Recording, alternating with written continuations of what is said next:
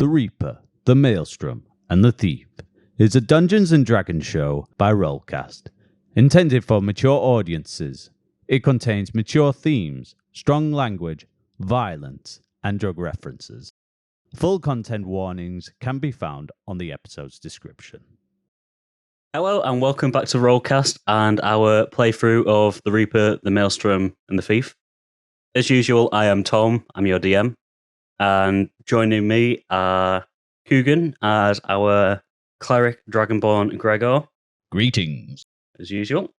Unlike usual, Gaz and JB will not be playing Ragnarok and Ivor. Unfortunately, they are both went to greener pastures, we'll say. So instead, JB is playing our small gnome wizard, Dix. Little gnome. Small, little, same thing. And of course, Gaz is playing our, I'm not too sure how to describe, our eclectic friend, Ezador. Yes, maybe a bit of a confusing character. A little bit confusing, but I'm sure a lot of light is going to be cast on Ezador very, very shortly over the next couple of sessions. So for Gregor, this will be kind of like a repeated thing at this point. Very dull. But obviously, before we... You know what? I'm just going to fucking edit this part out. Jesus Just Christ. leave it in, it's funny. We always have a good laugh, don't we, guys? I can't remember what the fuck I was saying now. Jesus Christ. Sorry, do you want me to shut up? I've been talking No, too much. no. It's fine. No, it's cool. I've just lost. It's my fucking COVID brain. If I'm halfway through something and I get interrupted, I'm just gone. Yeah, there we go. So obviously Gregor is quite used to this, and obviously JB and Gaz's people are used to this. But before we start our sessions, we've started to do questions towards everyone. So we'll start off with Gregor first, just so you can set the tone for everyone. Oh, I thought we stopped doing that. No, we're still doing that. We're still doing that. Doing it. Yeah, we're not going to stop it just because your guys have died. No. Gives us more reason to do it. Right. I'll give So, something Gregor, to what do you think of your new temporary companions? I think What are it's your a bit, first it's a bit- impressions? Well, I was going to say the gnome was a bit of a shock to Gregor because he's not really had the best past with non-human kind, really. Especially when he just came out and said, "I slaughtered all your people." I think that wasn't a very good start of the meeting. So he's not too sure. He's not too sure about this gnome. He's whether he has murdered his whole village or maybe something on those lines. The other one, I'm still not too sure about. I think it's still early days. I mean, especially with me just meeting them, and yeah, I'll just have to see how it goes. See if they're all right for my party. Fair play. Ooh, look at you. I'm trying my best. It's got the authority. Oh, not So sure. it turns out Gregor might end up being the leader at the moment. Well, I am the last of the Salamanari, so. Does Bimit not count as one of the members? Well, true. Don't tell him that. Yeah, he'll start getting a bit too big for his britches, will Bimit. Christ. Leading Especially on when he from finds that. out what it means. Yeah, fucking hell. Jesus Christ, yeah.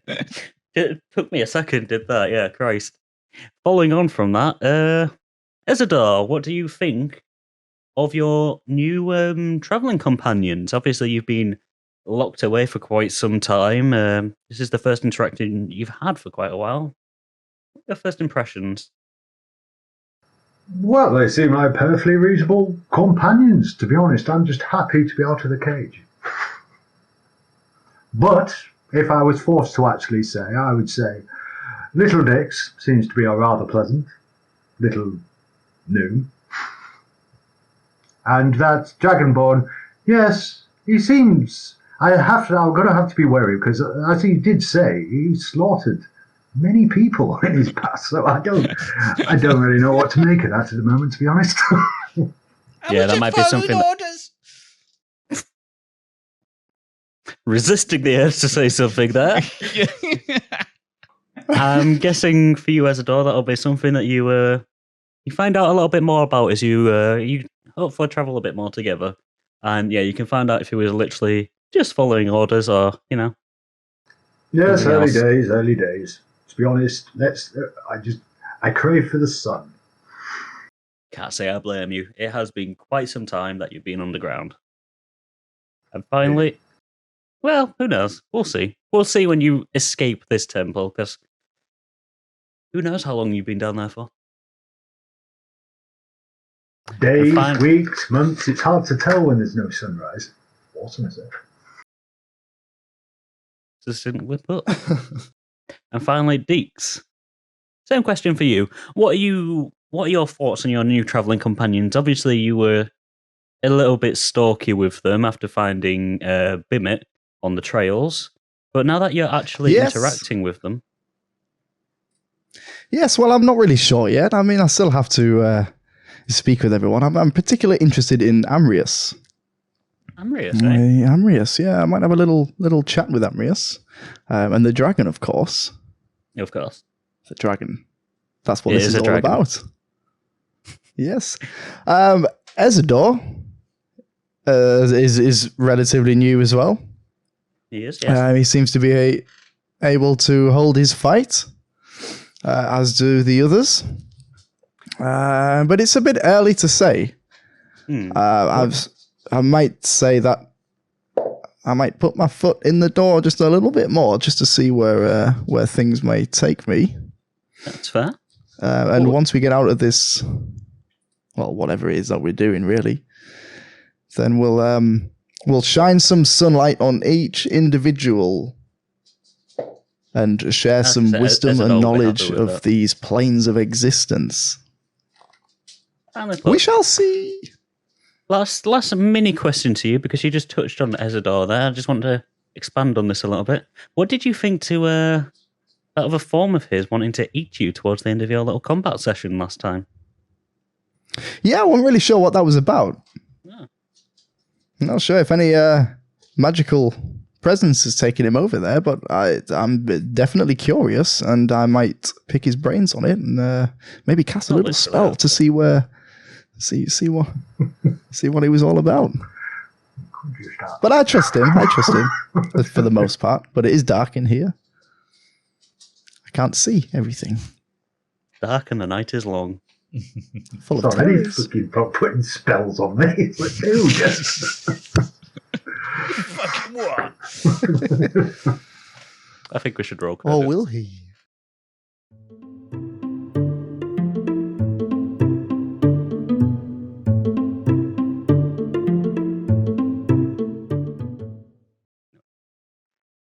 So the last time that we saw everyone in the expedition group, obviously we had just lost Ivor to a mimic after being bitten in half, and we kind of came in on Ragnarok, just bleeding out, and unfortunately, despite Gregor's best attempts, he wasn't able to save his friend, and Rag kind of bled out in his arms. Understandably, this kind of left Gregor a little bit catatonic for a little while until... Oh no, I've lost my friend. Where's the bag of holding? I wasn't going to include that part because it made Gregor seem like an unfeeling monster, but like the unfeeling and massive douche that he is, instead of mourning his friends, his first thought was to get the bag of holding. And then afterwards, he kind of mourned his friends slightly, a little bit. Threw a dirty sheet over them. Threw a dirty, moth-infested, mouldy sheet over them, and then got Ebchar and Raynor to just dump the bodies out into the centre of the main hall. That's enough. I had a lovely, kind of way of saying this that didn't make Gregor seem like a dickhead, but you know what? That's how it's going. Gregor was a bit of a dickhead, actually, thinking about it. A little bit of a dick. Nonetheless, they continued onwards despite their heavy losses, as doing so would kind of invalidate their death. Their deaths would be for naught if they just gave up. So the expedition group decided to split into two, covering the east and west side of the temple, in order to search for some clues and hopefully find out how they ascend to the upper floors where the plinth would hopefully still be, or potentially meet some more of the cult members. So, taking the eastern route, Gregor, Amrius, Raynor, and Bimit all found themselves in a very dark room, just surrounded by cages with some weird glowing liquid on the floor, and it became apparent to them that they weren't alone after coming across a relatively large cage with an odd man inside, middle-aged man, who quickly, after being sprung from the cage, introduced himself as Ezador. What? Yes, you. With not many options, really, after losing two of their bodyguards. Ezador was offered a place on the team, which he duly accepted. And just before they left that room, they also discovered in a much smaller cage a small gnome going by the name of Dix. Unfortunately for the group, they may have got on a bit of a bad start after Gregor discovered him and immediately told this stranger, who he had never met before, that he had killed all of his family. Shockingly, this didn't actually kind of colour Gregor in too bad a light to Dix. Dix just kind of wanted releasing. Turns out he had been following them for a while after spotting their dragon Bimit. He found himself in the cage shortly after they got to the mining area, but after being sprung again, like Ezador, he got offered a chance to join the group, which he duly accepted. With their numbers now kind of replenished, the group continued exploring the temple and came into an even darker room, barely lit at all, which appeared to be a torture chamber. After exploring it a little bit more, and after Ezador and Dix both found their personal effects stored away, the group ran into a small batch of enemies. Although they were not too sure who they were, it's fair to say they are probably part of the cult of Merkel that Gregor was previously warned about by Cyric. They managed to dispatch of them quite quickly. Gregor himself took a fair bit of damage, but I think in his mind he managed to avenge his friends after slaying a fleeing sorcerer. To be fair to both Ezador and Dix, both of them held their own fantastically well against their assailants, and I think it kind of instilled a bit of confidence back into the group. Wandering a little bit further, they came out into a very odd sight. A large tree lit by soft light with dozens of orange fireflies just kind of floating around, and some beautiful, almost luminescent water surrounding it. It was a room of pure peace in an otherwise horrific location. Having sustained quite heavy injuries, Gregor kind of fell to his knees and fell into the water itself, and strangely enough, as he did, he kind of felt rejuvenated. Although none of his spells or anything came back, he did realise that all of his wounds had completely healed. And we now join the rest of you as you are all just kind of making your way into the room.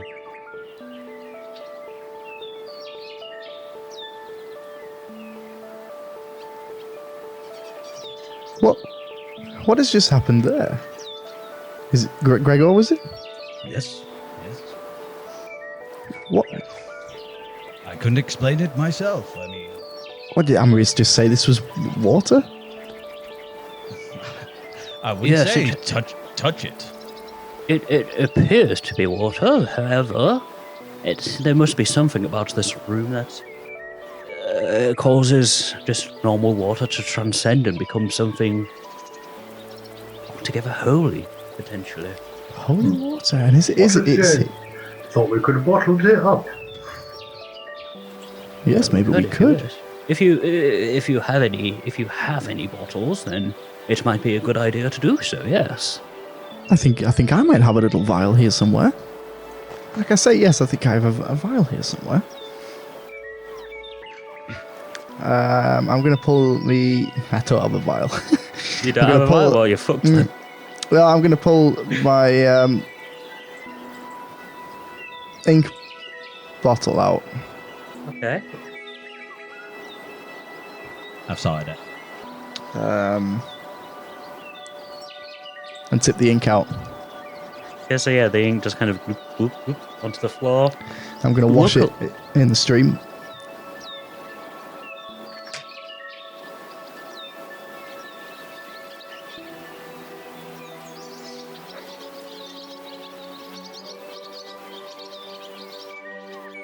Yeah, the water kind of discolours ever so slightly. It kind of goes into a weird murky black as it swirls around.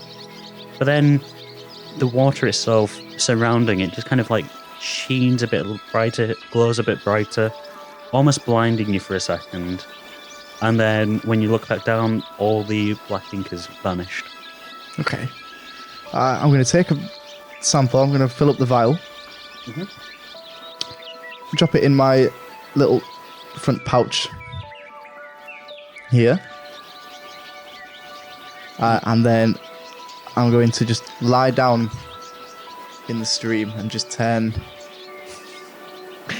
Okay, so you have now a vial of... You have a vial of faintly luminescent blue water. Okay. You might be able to find out what it actually is at a later point, but for now it's all it is to you. And as you are kind of like, you lay down and you're just floating, even though there's no actual current, you do kind of float around a little bit around the base of the tree. All of your wounds, any wounds that you feel on you, have gone. You kind of feel a warming sensation flood through you, and any damage that had been done previously is now gone. You're back to full health. This is Gregor. Nice. Do me a favour though, as you're floating and you're getting a bit closer to the tree, you're kind of looking up, and you can see this blue sheen from the water just kind of shimmering throughout. And again, there's some plant life just growing through the bank of the water. None of them are actually rising high enough to penetrate the water surface. But as you're kind of floating along, roll me a wisdom save, please. Kind of floating towards this giant oak tree that's centuries old and just stretching high into the air. Is this against magic? It's just a wisdom.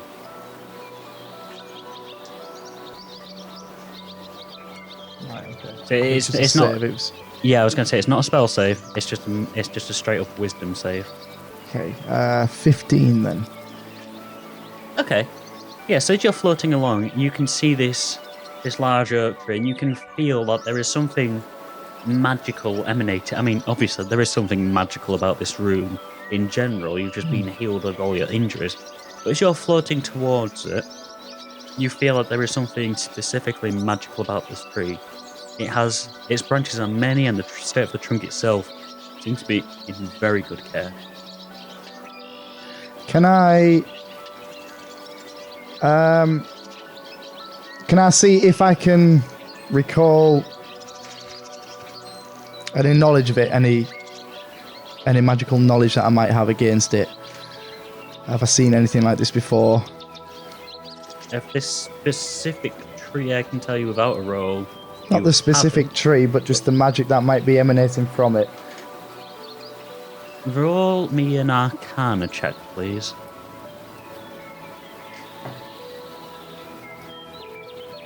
$20, not a natural. So not a natural 20. So in your time, in your travels, and obviously being a wizard yourself, you've been around many different forms of magic. And the way that this is feeling in itself, the tree itself is not innately magic. That tree is a normal tree. However, there is something in the tree a relic of some kind that is emanating this magical aura to it.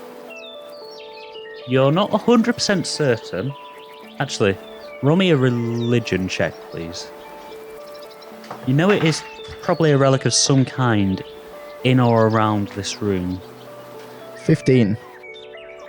And given how you've kind of laid down and been healed completely, given how there is a soft beam of sun penetrating the darkness, you would assume that somehow, for some reason, the relic is more than likely related to Lathander. Although why Lathander, the god of life and rebirth? Although why this room would be in a temple of death is currently unknown to you. Can I look around the tree, see if there's anything, just round the back? Roll me an investigation, please. As you're kind of like just walking around, you're now walking in this like body of water itself. It only comes up to like your kneecap. Not even that, really. Perception, sir. Investigation. Oh, sorry. That's a 5. So as you're walking along and your feet are just kind of like sloshing through the water, causing ripples to essentially just go around everywhere. Just looks like a normal tree to you. The tree is in impeccably good shape, but as you kind of lean a bit closer, roll me a wisdom saving throw, please.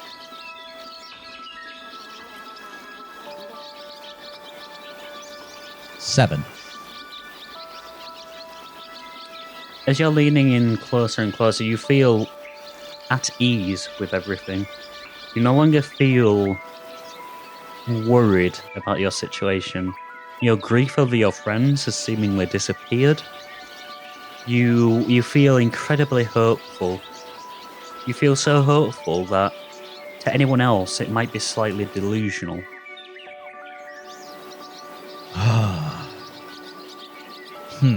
I just let out from a big smile. Staring at this tree. Isn't it magical? Oh, it is. I'm going to get out of the stream and try and locate Amrius. Amrius is currently stood kind of like in the doorway. He's crouched down and he's kind of running his hand through the water. You can see some of the cuts on his hand are starting to heal, and he's just kind of raising it, just curious. It is truly a curious room. Yeah, have you seen anything like this before? I cannot say that I have, to be quite honest with you. I dare say it has all the markings of something related to a deity. However, it does not seem to match. Yes. With Merkel itself. Just takes And it all seems to stem from that tree. Pun intended. There is. Oh, that is a good one. Yes, it all stems from the tree. It seems to have some. Okay, it seems to have some form of relic inside. Relic, you say? Yes. Shall we chop it down? I'm like, no. No, we can't be doing that. There's a relic inside, do you say? There's a relic inside, yes, but I believe it has something to do with Lathander. Ah, yes. Pleasant fellow. Which is very odd for a place like this. I mean, what is?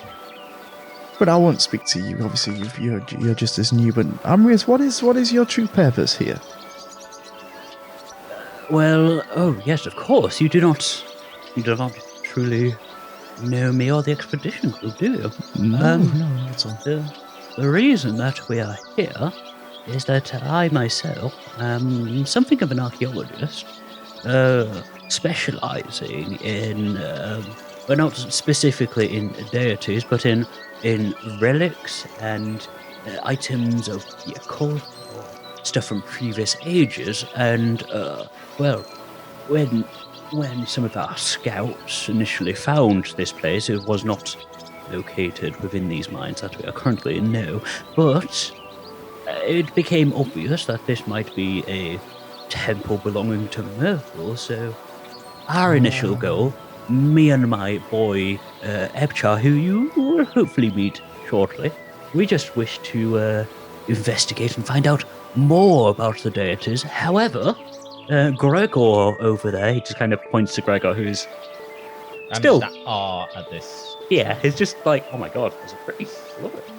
it. Gregor and his previous companions, they appear to be on a quest, a quest of the utmost importance to locate plinths relating to Merkel and destroy them, severing his link to Iaflok. Okay. Do I know Can I any call history Vivek? on this Loathor? Hang on one at a time, please. Sorry. Do I know any history on this? Is it Loathor? And what, sorry? What was the last name you Iaf. just used there? Iaflok is the world. Iathlok. Yes. You have many knowledge on Iaflok, considering it's the world that you live in. Oh, sorry, Loaf. I thought you were saying Loaflok. No, sorry, Iaflok. I'm thinking I I've got Lathander pronounce it down more. here. It's mixing over. Do I know any history on Merkel then?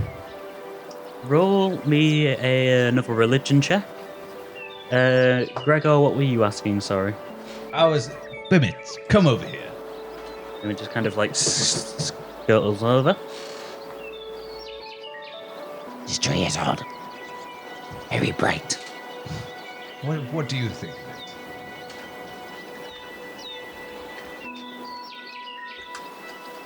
it? About the tree or the room or the feeling. I would say all of it. I'm feeling very at ease. Bimit is but a child dragon. Bimit still does not know the intricacies of the world, but Bimit does feel relaxed in this room. I just give him a pat on his shoulder and say, we'll get through this. Just with a big smile, just still staring up in at the tree. Bimmy just kind of looks at you. Sorry. Bimmy just kind of looks at you and is just kind of like, Bimit not so sure. I just smiled at you. I just keep on staring. yeah, sorry, Ezador. I say, Amulus, Yes? I'm a little puzzled. You said you're an expert in relics. Not an expert as such. I'm a purveyor of relics. We investigate them and we learn from them. The relics that I have found, I would dare say I'm an expert in, yes. However, I would not be able to just look at a random relic and be able to ascertain what it is. So you wouldn't shed any light on the fact that little Dix here says this is a relic. Well, I would like to roll first. Roll on the ground. Yes, that certainly wasn't a thing that the DM meant to say and said accidentally. Roll in the stream my instead. voice. Roll in the stream, Amris. Mighty odd fellow, but what you need to do. I mean, with that natural one, he should just jump in the stream.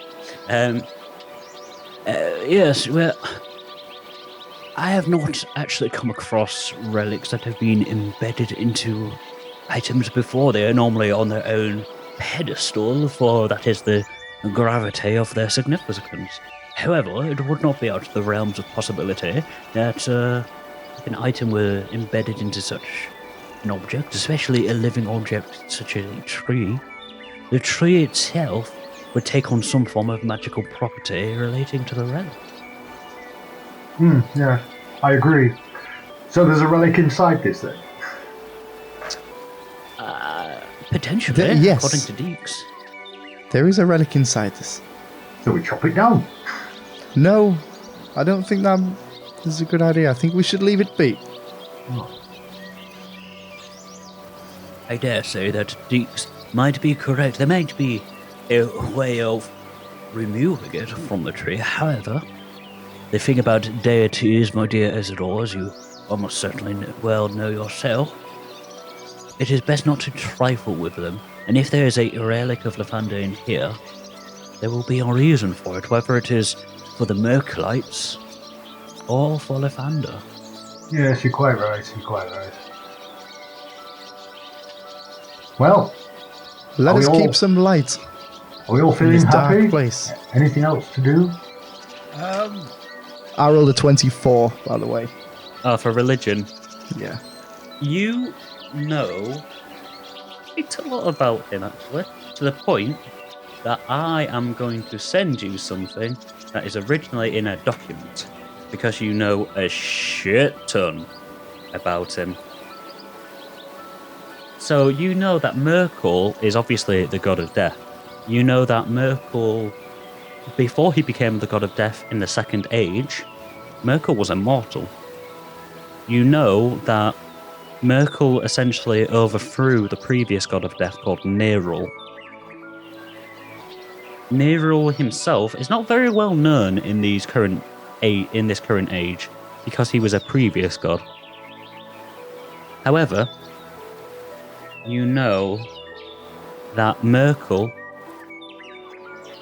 had a battle against Nerul.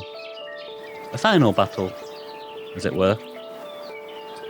And the result of that final battle resulted in the death of a loved one of Merkel. I will be just about to send you that now in Discord. I was going to say also, do I know that this In is... Facebook. Sorry, do you know this is... Yeah, it's too long for Discord. Do I know that this is deity like Lathander or anything like that? This is true. Say that again, sorry? You know that that is... Do I know that this is Lathander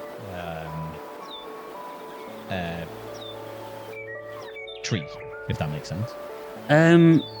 Considering they've been talking about it, yeah, you understand that this is something to do with Lathander. Right, I'll just put my hands together and just bow down to the tree and just say, thank you, Lathander.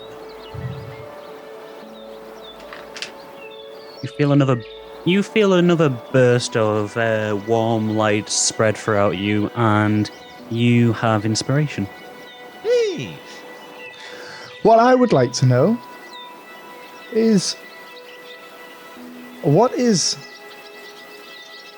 the god of life doing, occupying a very close space to the god of death? Yeah, that is my question too. Neither you or Ezador will have seen this yet.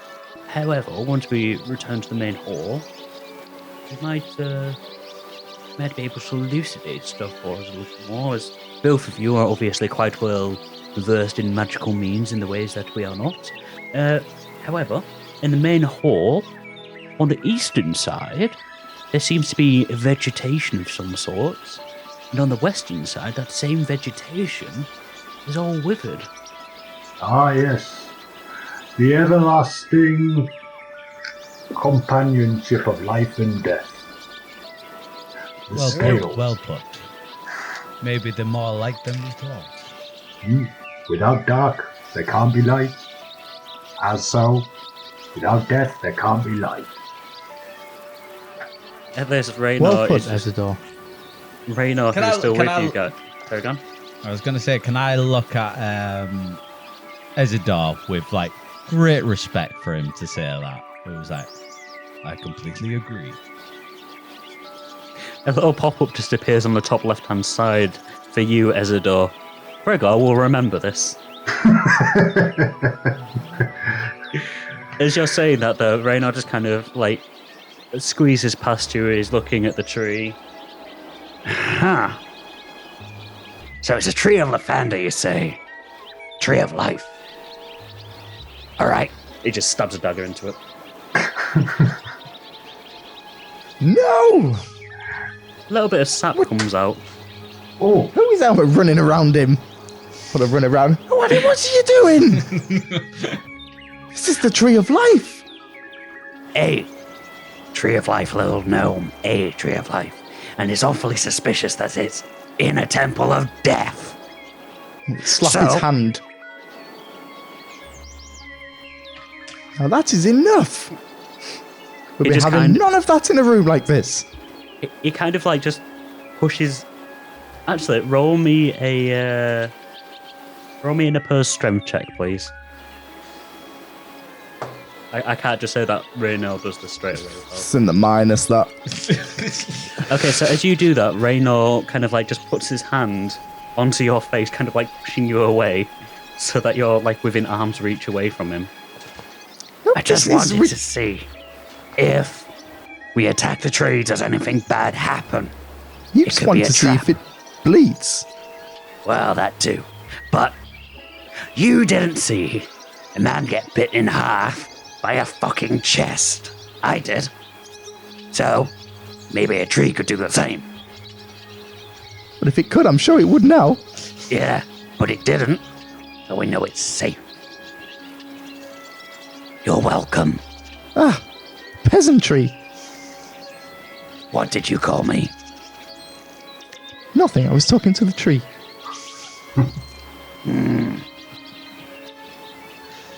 I'm going to walk away. Yeah, he's just glaring at you. Just, Hey, Gregor, what's the best way to kill a gnome? You'd know. I stay silent. Gregor's just there in his shade. Yeah. Actually, I don't care at this point. I'm still staring at the tree. At this, Amrius is just kind of like, I'll leave it. we should probably continue making tracks.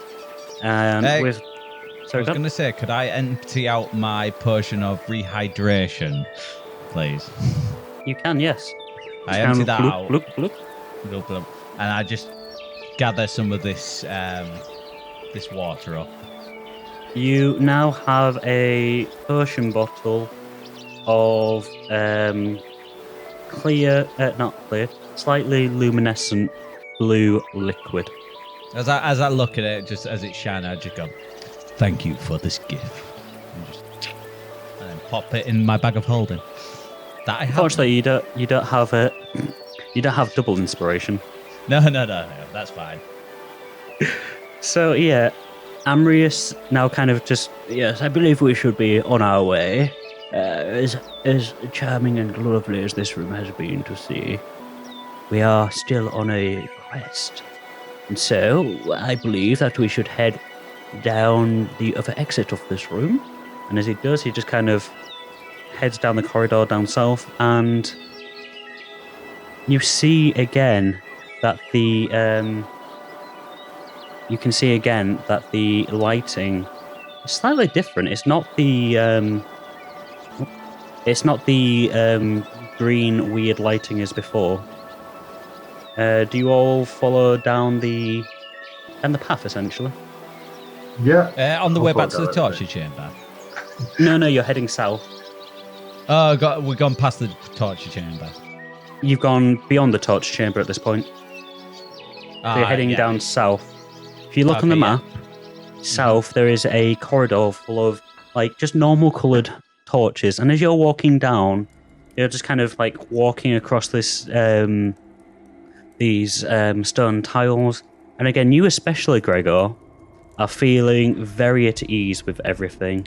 You're feeling like if everything continued as it currently is, you're going to make it out of here just fine. Your friends, or what's left of them, are going to make it out just fine.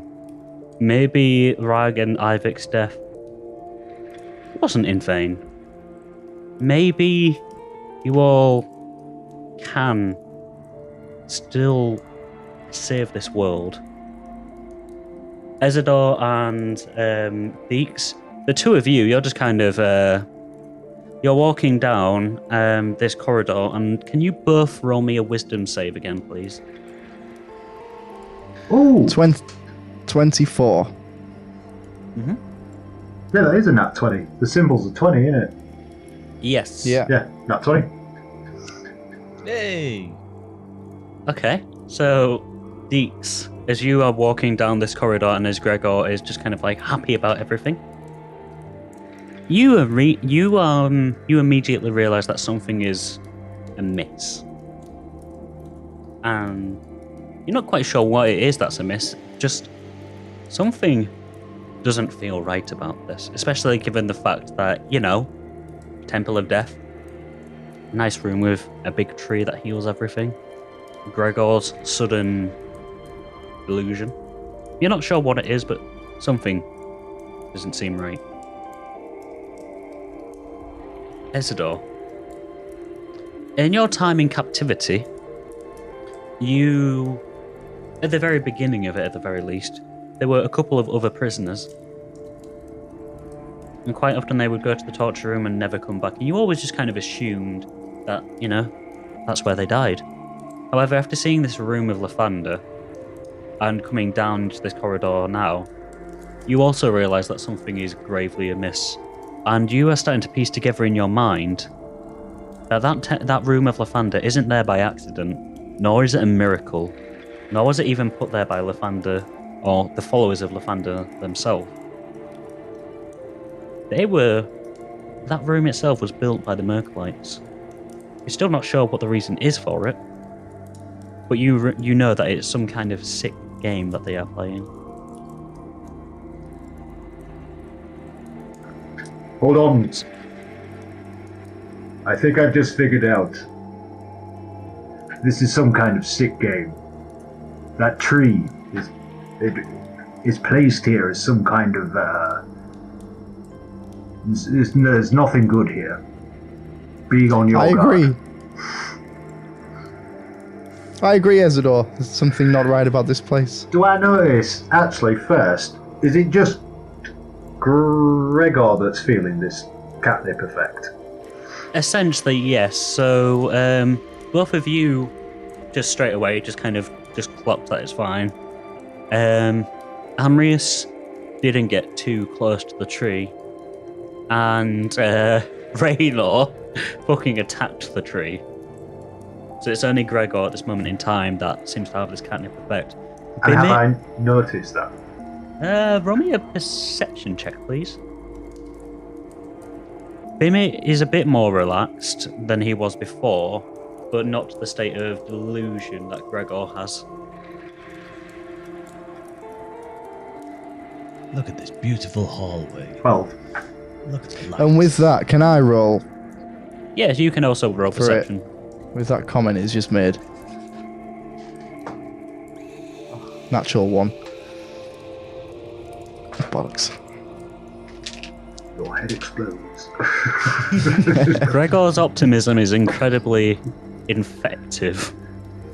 You now also feel like this warm light of Lavender seep into you, and you now believe that everything is going to be fine. That feeling of something being amiss has gone. No, Ezador's wrong. Oh, Everything's going to be no. fine. No, you know what, actually, Ezador? I think you might be overlooking this. Everything is going to be okay. Everything's fine. Everything's fine. Wake Yes, up! everything is... Are you everything is do you good. act like this all the time? This is witchcraft, spells, wizardry. His words kind Hocus of bounce pocus. off you. Well, I am a wizard. But this is magic beyond my ability. And do you normally walk through the halls of death with such light heart? Oh, I strut, my friend, I with the agree. utmost I agree. optimism that this world can offer. Okay, I'm Such going a to talk beautiful place, to isn't it, Gregor? Oh, it's so beautiful. Magnificent. Little gnome. Little gnome, They just big kind of dragon. They're kind May of I- walking in front of you now, Ezador. May like I a suggest purple. you two hang back? They're not listening. They're just walking forward. They've kind of moved past Amrius. Raynor is in the back. He's like behind both of you, behind all of you, just kind of like keeping an eye behind you, kind of like following up your rear. And Bim is just kind of like plodding along. He looks a bit unsure of what's going on, but he's sticking close to Gregor. And the two of you, as the warm lights are... Sorry. As the warm lights emanate from the sconces, with that and the kind of the general feeling of happiness and warmth that you're getting from just the entire area kind of puts you at ease. And for a slight moment, even just for a small moment, the two of you believe that somehow you've kind of exited from the temple. You kind of walked into another realm outside of the temple without even realizing. But all of that disappears within a split second when you see the hall opens up into another room. It opens up into a large, dark room. It opens up into a room that is lit only by a familiar, ominous green glow. But instead of originating from the walls, the green glow itself is coming from the floor.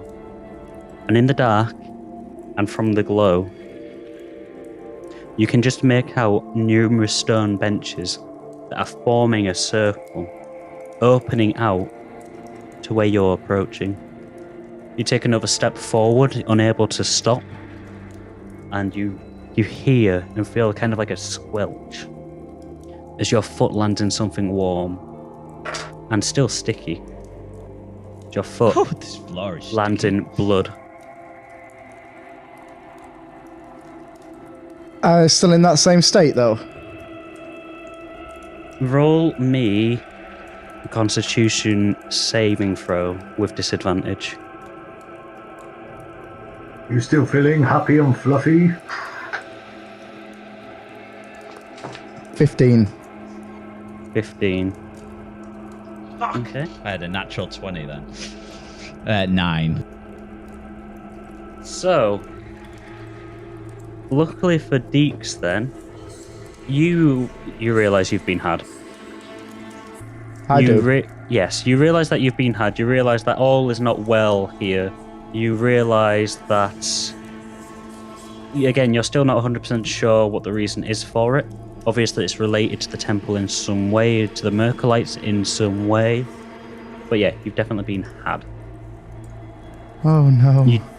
You don't feel any real negative effects, other than just foolishness, basically. Can I try and tap Gregor? You can, but Gregor is in a state of despair. Pure, utter despair. All of that hope that he felt in the previous room is gone. You don't believe that you'll ever get out of here now. We're not gonna get out. We're not gonna get out.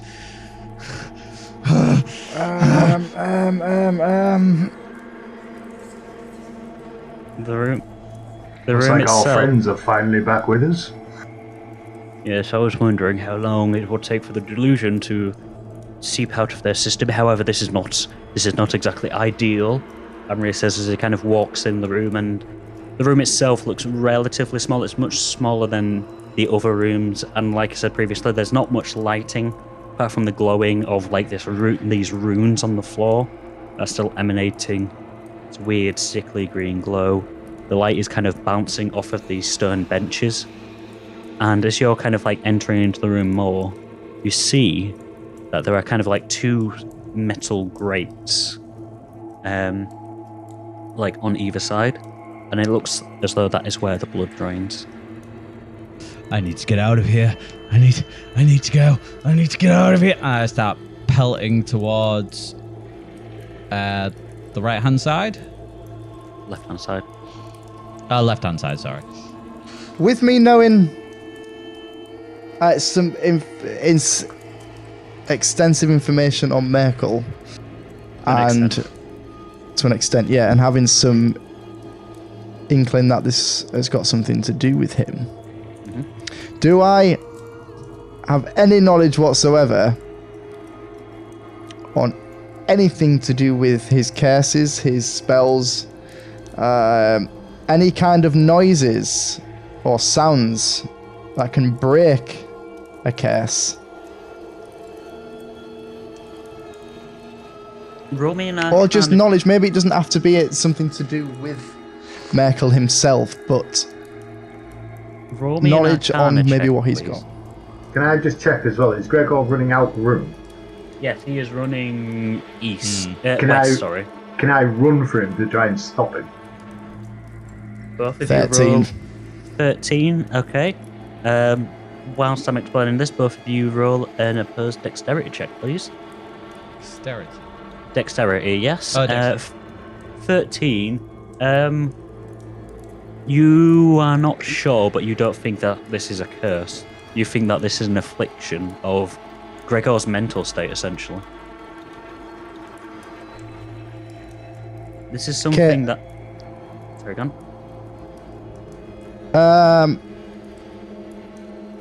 I'm going to cast Mage Hand then and have the hand well and slap him across the face. Try and break him out of it. Okay, let us see who won that race first. What did you guys 13. get? 13, Gregor, Yeah, what did you get? 8. So, as Gregor's dashing out of the room, he kind of, due to the poor lighting, he kind of like doesn't realise that he's stepping onto a grate, covered in blood, kind of slips and stumbles, almost hits into one of the stone benches, and before he can go out any further, Ezador, who is able to kind of like see all of this happen, just kind of doesn't even run as such, he just kind of slight little jog so he doesn't lose his footing. He grabs Gregor quite quickly, and as he grabs Gregor, roll me another Constitution save, please.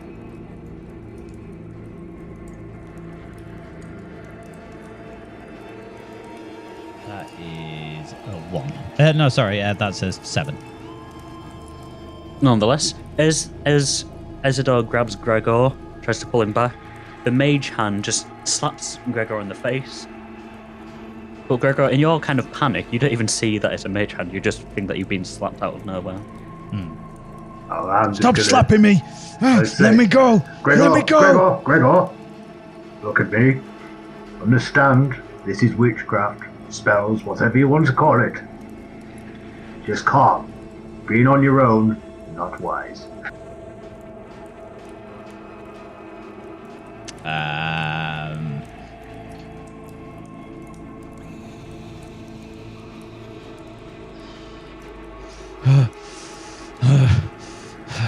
Take a deep breath. I'll listen to what Ezador said. I'm just trying to just calm myself down at this point, but still staring at sheer fear into his eyes. Just Yep. Now, just remember, you're normally braver in these situations, are you not? I just try and nod my head. This is not you. Ignore it.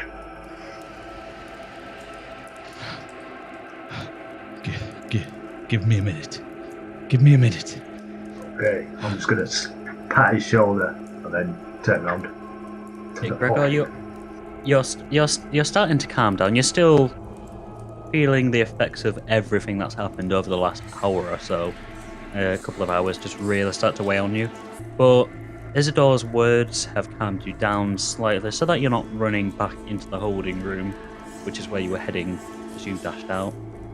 Dix and Ezador, you are still in this dark room with Bimit, Amrius, and Raynor.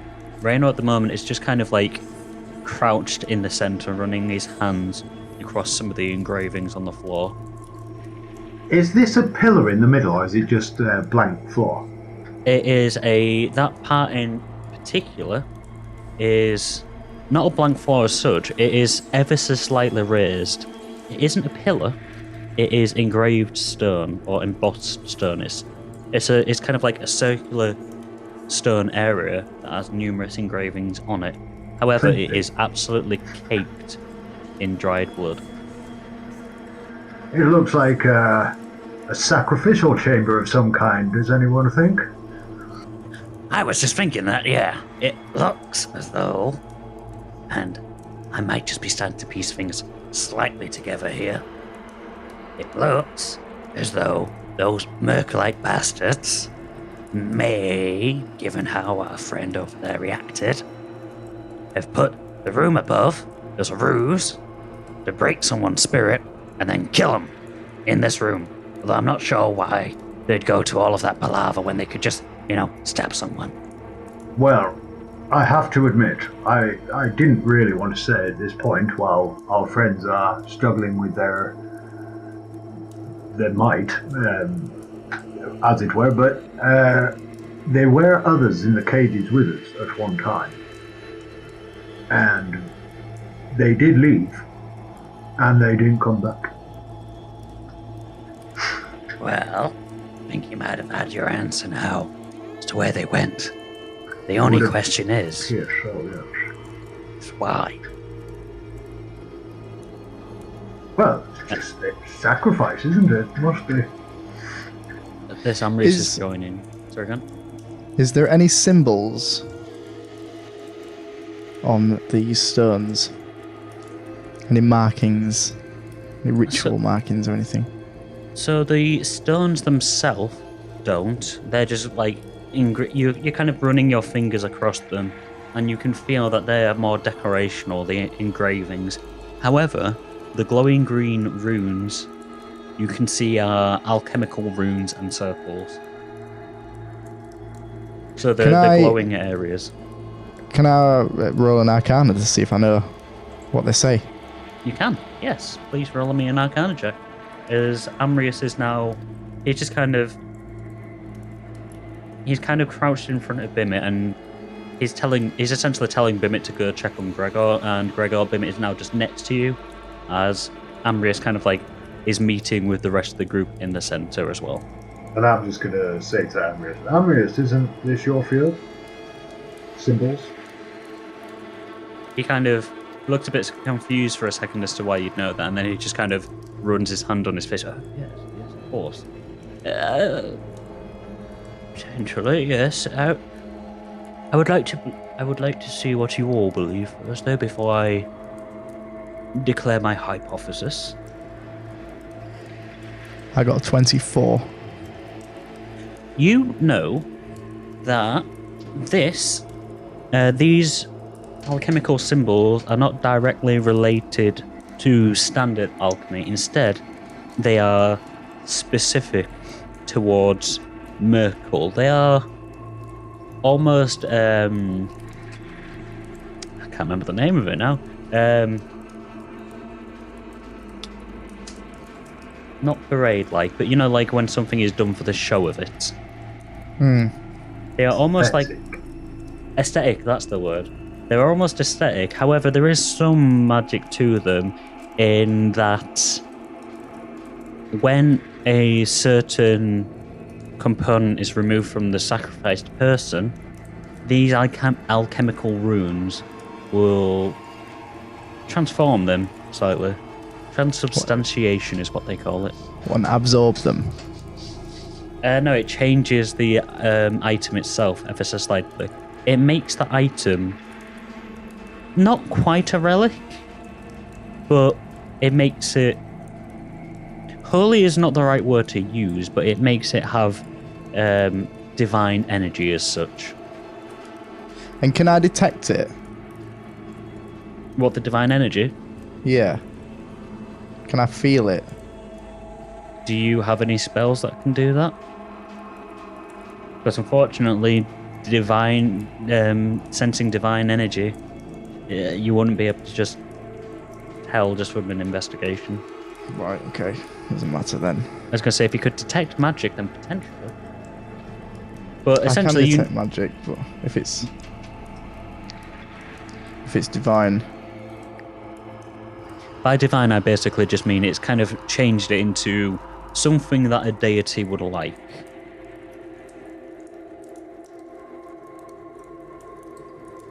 Right, okay, no, I'll have to leave that. Amrius. Yes? Sure. Come and have a look at this. And it walks over and he's crouching next to... He's now at your head height, but he's crouching down. I'll point to one of the runes. Do you sense anything? Do you feel anything on these? Kind of runs I know his this is hand- the work of Merkel, but He kind of runs his hands over them. I don't immediately sense anything as such. However, I am able to piece together bit by bit little things in this room, given how tall it is. Did you notice that when Gregor and yourself walked in, the blood was fresh? However, there's numerous areas in here where the blood is dried and caked on. That suggests that something recently happened in here. The fact that you were all held together in cages would signify some kind of sacrificial element. yeah, absolutely sacrificial. This was destined to be our fate. It was, and it is quite lucky that you were freed when you were. The fact as well that the hallway to our west leads back into the holding chambers, which then lead directly back into the grand hall, which there only appears to be 3 entrances. I'm not sure that either yourself or Ezador will have noticed, having been kidnapped as such. However, you can only get into the grand hall either through the main entrance or the 2 wings, the east and west wing. So, and this is only a working hypothesis, I believe, I recall, the fallen one mentioned something about potentially about communion and or ascension or something like that at some point from one of his books. I believe that this room is to do with that, and I believe it might be to do with communion, given the fact that, again, you won't know this, fortunately, as you have not seen it, but in the grand hall on the altar was a freshly removed heart. I believe that heart was harvested from this very room. And what do you suppose they're doing with them? Well, I only looked briefly at the heart. However, do you know what communion means? Can I It roll means for? You can if you want, or Amrius can just straight up tell you. No, he wants to know.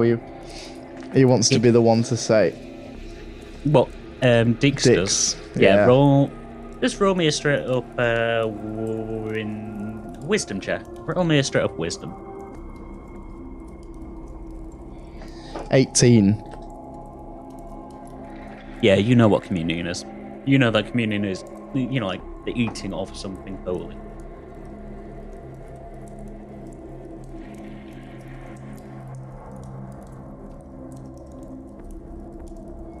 Yeah, I'm not going to do that. Was that a joke about I've just lost where I am now. just this really serious moment, just...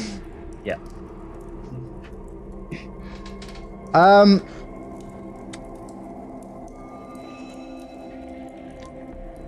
Yes. Well, just for the rest of the group, Going all the way. neither of you are talking particularly quietly. Everyone else can hear, because it is, despite what the soundtrack would imply, it is silent in this room, apart from the lot of you.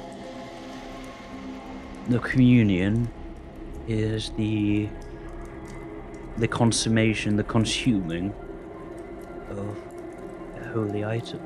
And I believe that the sacrifice that happens in here, along with the alchemical runes, would change what would be a standard heart of a sacrifice. The body. Yes. And I believe that they will be eating a sliver of that heart in order to ascend to the upper levels. Although I do not fully know this myself, this is just guesswork from what we have seen. We're able to find a book or some sort. Is it the body of Merkel? No, I do not believe Are that. these sacrifices in order to take place for others to take a place in the ascension? or in some form of ascension? I'm not too sure. Unfortunately, before his passing, or before whomever it was, it may have been Ragnarok who mentioned it, but one of our dearly departed crew mentioned about ascension and communion, and they seem to be two separate rituals as such. Ascension may well be something to do with the ranks inside the cult itself, or well, the religion of Merkel itself, and communion very well may be just a standard thing for those within the as a form of mass, as it were. Yes, as a regular ritual. Yes. The only true question, as Raynor succinctly put it earlier, is why go to all of this hassle when they could just murder someone and remove the heart? Well, let's find out. Let's wait here until the next mass, as you call it, and find one of these. Oh, my dear Dukes, you have not seen the state of the rest of this temple, have you? This place has been abandoned for a long time, until the recent cult approached the temple. If they have already carried out their communion, I fear that it might be a while until we find more. And we may well have killed them. Potentially we have. And Ezador, how long would you say it had been, off the top of your head, since the last time you saw anyone in the cult, minus those recently, before this latest incident? Well, that's not an easy question to answer, because I have no time-keeping device or any means of tracking the stars or the orbits of the moon. How could I say? I have slept many times. Can I roughly guess how many times I've slept here? Hundreds. I would say I have slept hundreds of times. Whether I've slept once a day, a few times a day, you can say, but I've had hundreds of sleeps. That's best I can tell you. Well, I'll tell you what we should have done is we should have grabbed one of those cultists in the last room and sat him down and questioned him. Yes. That may have been rude. A little flawed now. There must be more. Gregor, do you remember, Where was he as you're running to? kind of calming down, can you remember how many cultists Merkel told you in your dream there were? This isn't a roll, by the way. This is just, can you remember? 13 pops into my head. You both hear this. 13? 13. 13 what? 13. I'm just whispering 13. 13. Do you mean there's Fantastic. there's 13 of them? Is that what you mean? I believe there's 13 cultists here. And how many did we kill yesterday? Today, earlier, a few minutes ago. Last month. What obsession do you have? I'm not too sure. I think we only killed 3, I think. So there is more. But it was about 5 or 6, nonetheless. It definitely wasn't 13, unless you guys have killed more before. Wait, what If we'd have killed more before, would I be in such a shit mood? Yes. What are you suggesting here, Dix? That we just wait to see if anybody turns up? Well, I'm suggesting not necessarily to wait here, but it would be very wise if we could find one of these cultists and force him to speak wisdom on It will give us the upper hand. Right. I agree, yes. So hunt one down and get the information out of it. I also agree. Yes, essentially, yes. However, the two of you, two main pertinent questions remain. The first question was, where is the body that is used as a sacrifice? The fact that the group that we ran into did not have the body after communion has already taken place infers that they would have had to have dumped it somewhere. So we can either try and find that if need be, or we can head back into the main hall. And of course, I just feel if we push on forward without knowing what we're going into, look at what has just happened. How are we all going to survive? Very well, that is a very good point. My second question, though, was, if the communion has already happened, which we believe it to have, no one else would be walking in the lower areas, would they? It would make sense. My question is, would it not make sense to try and go to the upper areas somehow?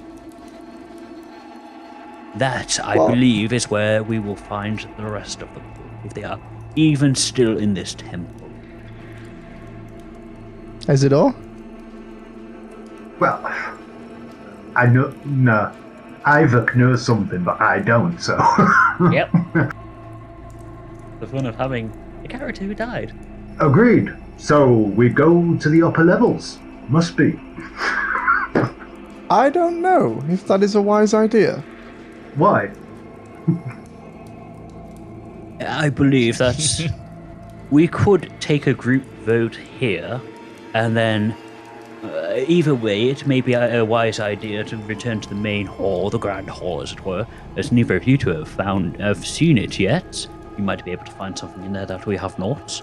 And once the rest of the group return, if they have not already found something to help us, then we could also take a vote from them too. Agreed. I think to make things less complicated, where we need to have more of a look around, if we find someone, maybe we get information out of him, or we may find a body or something that will just shed light on this stuff. Yes, I agree. I agree with Ezador. Okay, then Before we push forward, I think we should have a look around. Do you believe that we should go back to the main hall then to have a look around? Yes. Very well, very well. And at that... Sorry, again? No. Oh, I'll just add they were very lucky you saved me, because if they got me out of that cage, I would have been in a lot of trouble.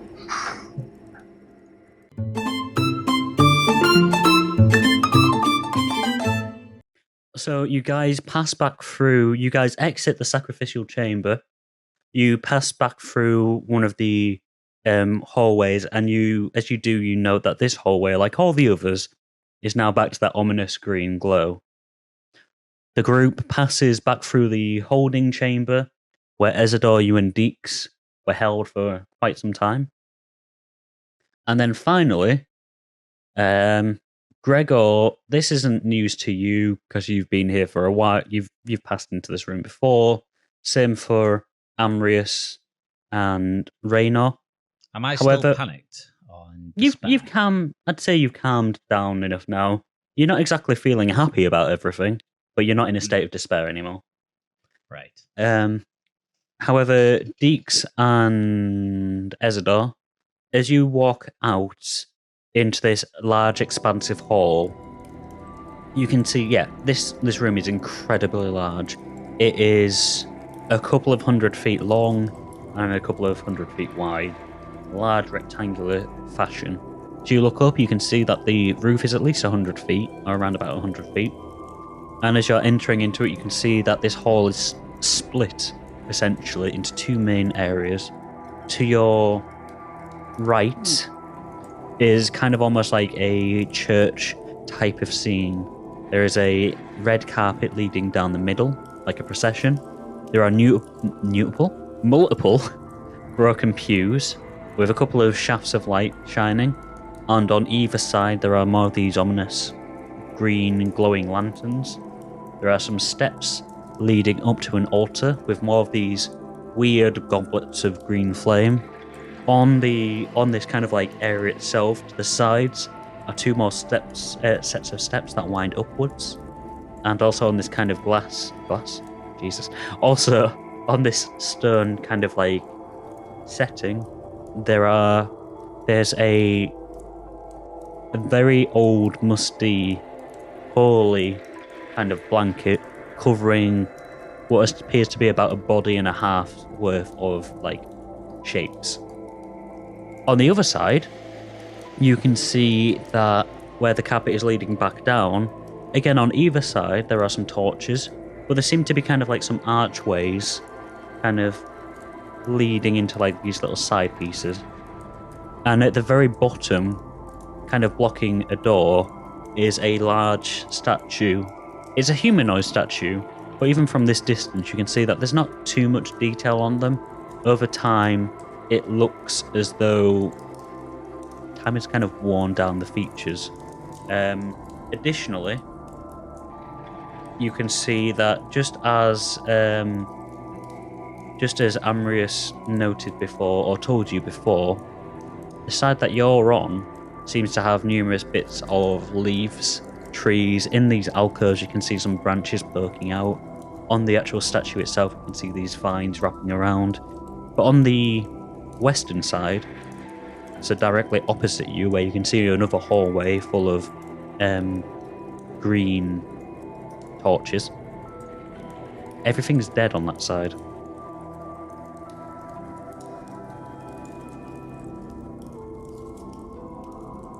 Ah, good example. Life and death.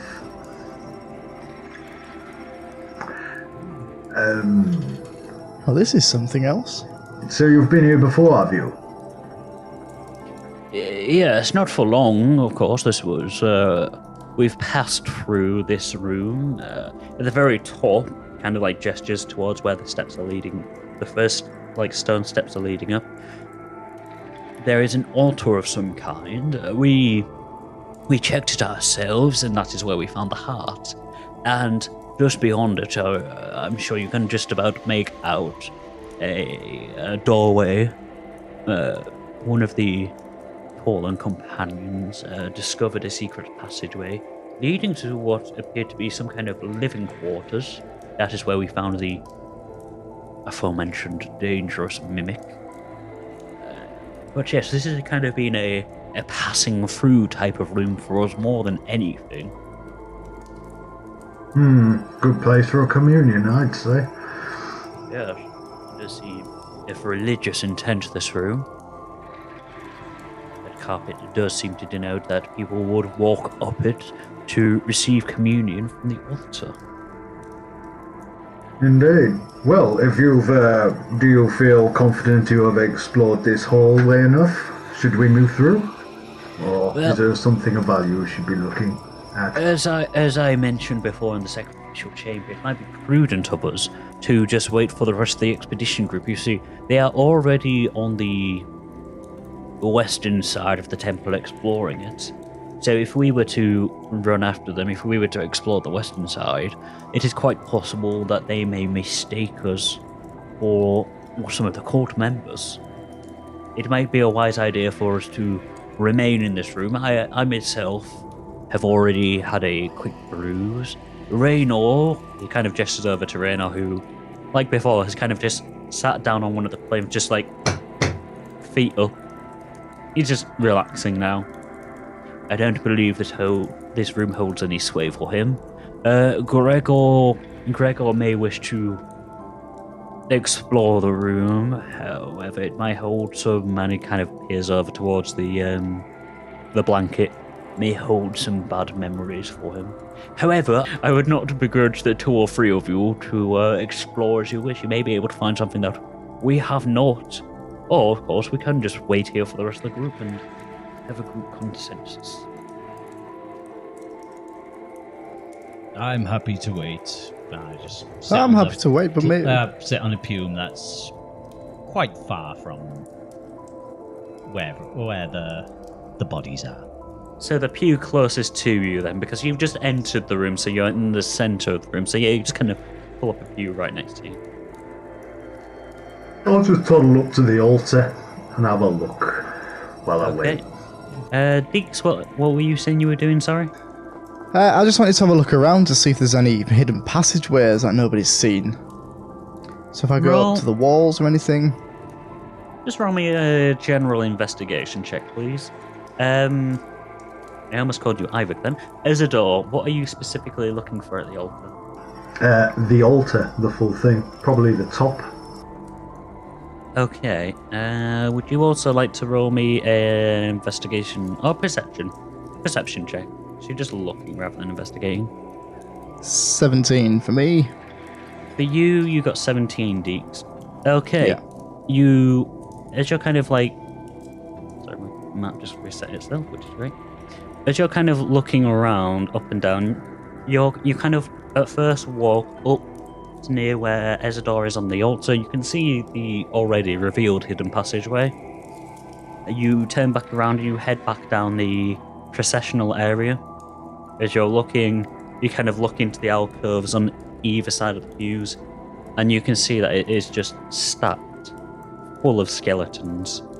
Just absolutely rammed full of skeletons.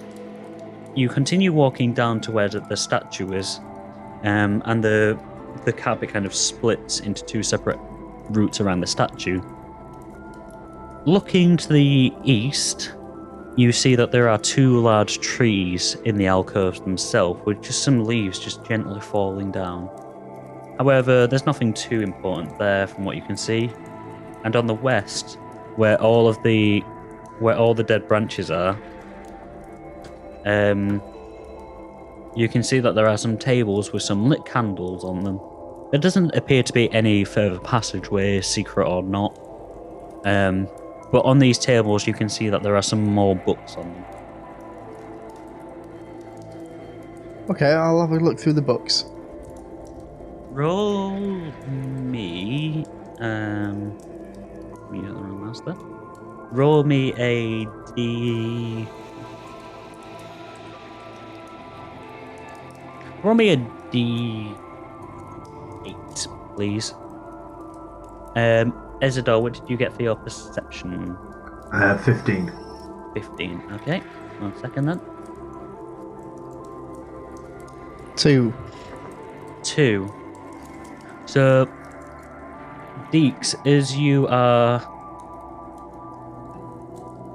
I can just send this as you are looking through the table itself, you find a time-worn scroll containing musings of a religious historian.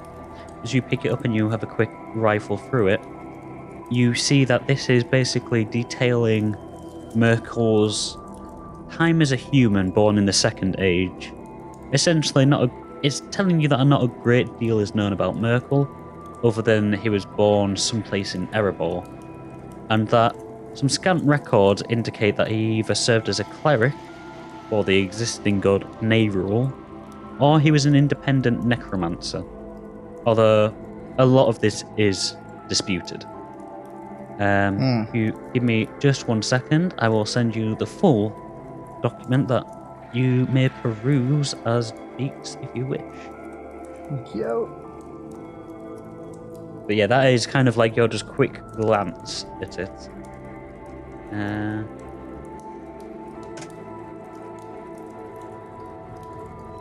And it should be with you now. Yeah. But yes, I will have a look at another book as well. Okay. Roll me another D8.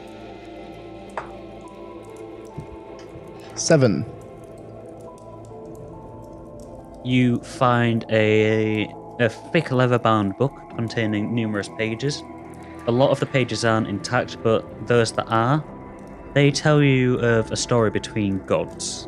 Essentially, as you're reading through it again, flicking through, you see that there was an event called the 100-Year War, and during it, Merkel waged a war against Nerul, the fair god of death, who has been previously mentioned. And he did it as an attempt to usurp his position in the Pantheon at the time.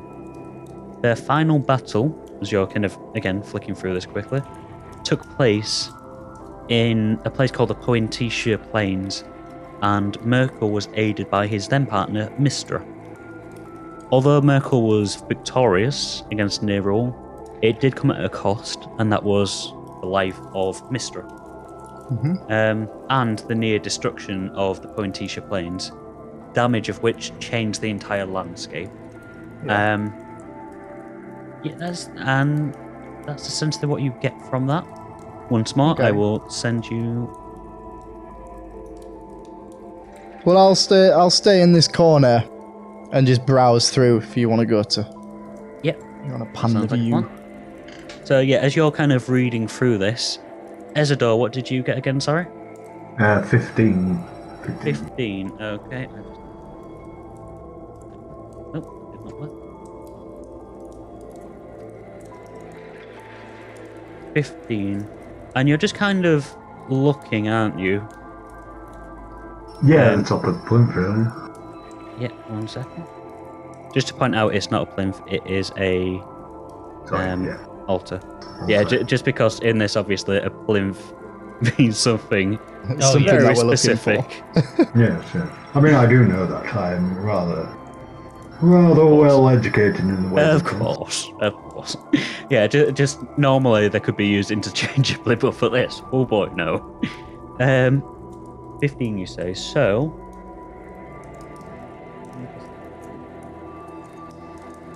you can see that the altar itself is it's a slab of rock essentially, but you see that past all of the dried blood and etchings and notches from all the damage that's been done over the years, there are engravings that seem to be forming the story of Merkel. One in particular, surprisingly for a god of death, that you would think is quite an unfeeling thing, it seems to show him grieving over someone. In addition, the flooring underneath it seems to be similar kind of like patterns, the stone pattern that's been everywhere, but there is a rug and there seems to be some fresh blood on the rug itself. Nearby are, as I mentioned before, there is a blanket nearby covering two forms, but the strangest thing for you really is that in the center of the altar is a silver bowl. The bowl itself has the remnants of a heart in it. The bowl is covered in blood, and the heart looks like it. It looks like it's not an intact heart, we'll say.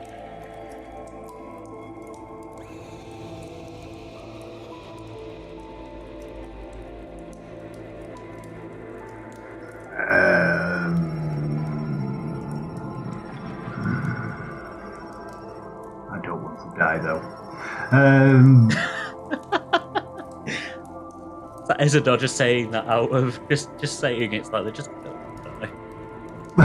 Yeah. I thought he was going to say something completely different then. In theory, if we're saying we consume the sacrifice to ascend higher levels, wouldn't all we need to do is eat a bit of that? Amri has kind of perked up at hearing you say it, because before he wasn't like Raynor, like splayed out, feet up, but he was kind of like sat towards the front, just kind of like hands underneath his chin, just contemplating. He just kind of perks up. That would make sense, yes, and we would be allowed to go into the upper levels. Again, where are my manners? You won't have heard this. So essentially, people have to stick by certain rules in this temple, otherwise some awful thing might happen.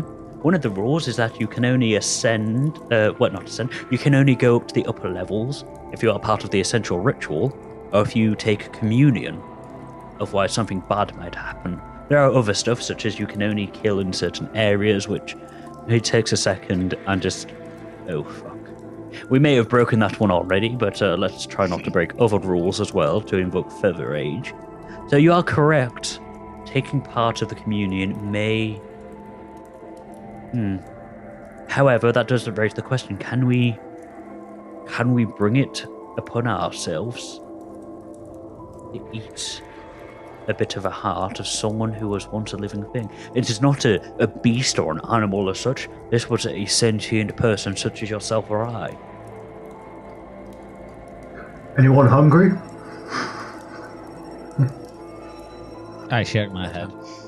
That answers that question, I guess. I'm not too squeamish for the sake of finding out this little mystery. I'd be willing to do it, but not on my own, you know. I don't want to be ascending some plane all on my lonesome. I believe it might be a wise idea. Once the rest of them get back, we discuss this again in a bit more detail, and we decide amongst us who stays on this floor. Of course, he's now stood up and walking towards you, kind of peering back into the bell. I do not believe there is enough of the heart there for all of us. I would say it just kind of peers again. We could probably get about 6 of us, 5 or 6 of us, maybe 7 at a push. So a couple of us would have to stay. Well, that's not a bad number. Well, I volunteer to be one, too. So you, of course. For the sake of knowledge. I'm also going to toddle my way over to the sheep with the dead bodies. Yeah, as you're saying that, Amaris is just still kind of contemplating. I would have to, of course, go. It goes against my personal beliefs. However, I am here for a reason. I have no doubt that Ebchar would also presumably wish to set us free. It's kind of walking down. Dix, kind of shouting down to Dix. Would you eat the heart of potentially an elf or a bit of the sliver of the heart so that you can go up to the upper levels? For Ascension? Well, for communion. Well, I think it would be a must to have my presence.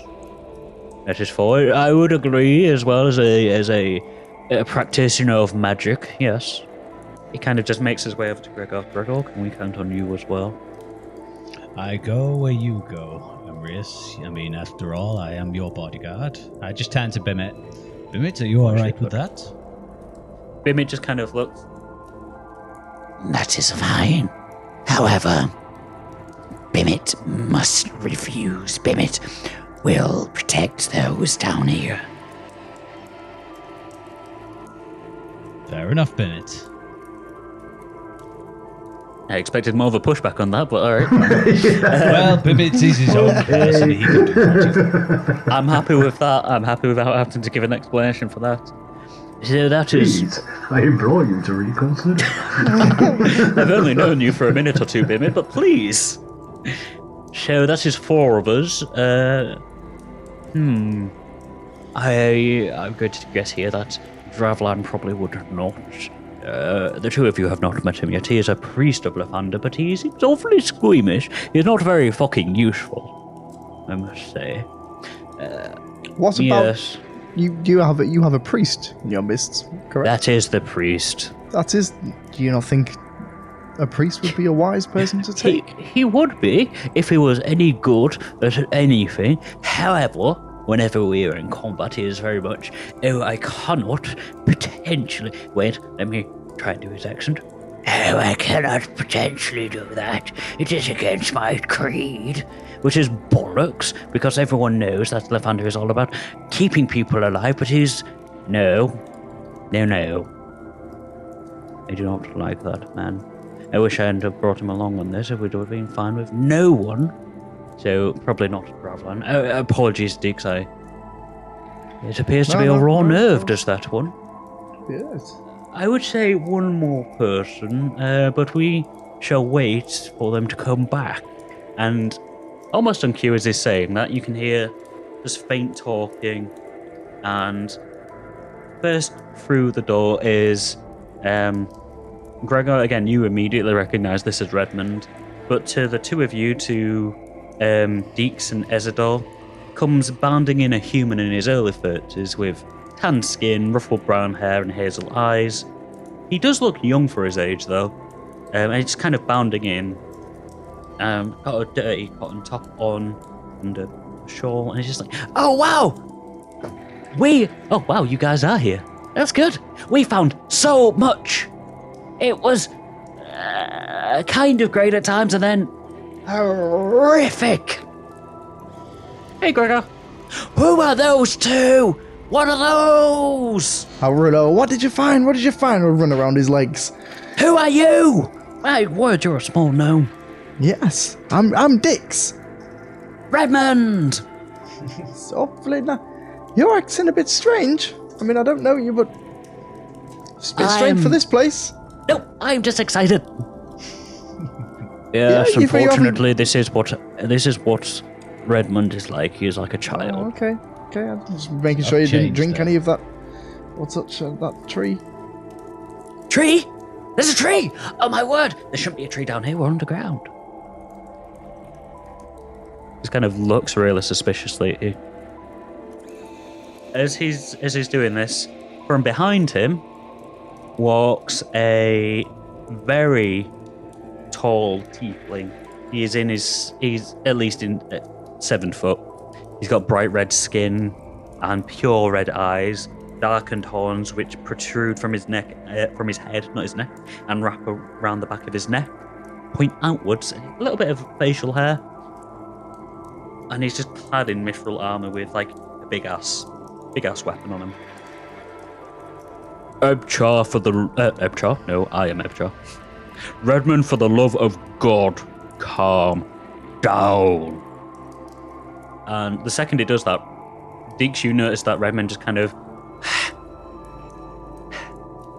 Okay, I'm good. It's nice to just seize Ezador and Dix.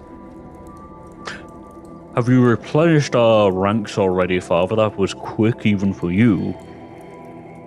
Yes, we found these in the holding area. I presume your journey, it's your escapades were successful too? Yes, we found an area where it seemed willing sacrifices would stay. Was quite plush and fancy, if anything. I also got these, and he kind of pulls out 3 more books and just chucks them on the floor. They might prove useful for us. Can I collect them? Yep, you can pick up each. If you want to pick up all 3, you can. So, I want to speed read. I want to try and speed read through them all while everyone's having conversations. Well, sorry, go on. I was just going to say, if you do that, you can. However, for the next couple of minutes, we'll say you can't participate in the conversations. That's okay? Because if you're reading through it, you're not going to be able to read through and you're not going to be able to read through and talk at the same time. No, okay, no, I'll read through them though. Okay. Let me just pick out which ones there would be. Can you tell me which ones you've already got? Sorry. Yeah, so I've got the 100-Year War. Yep. And Merkel is Immortal. Okay.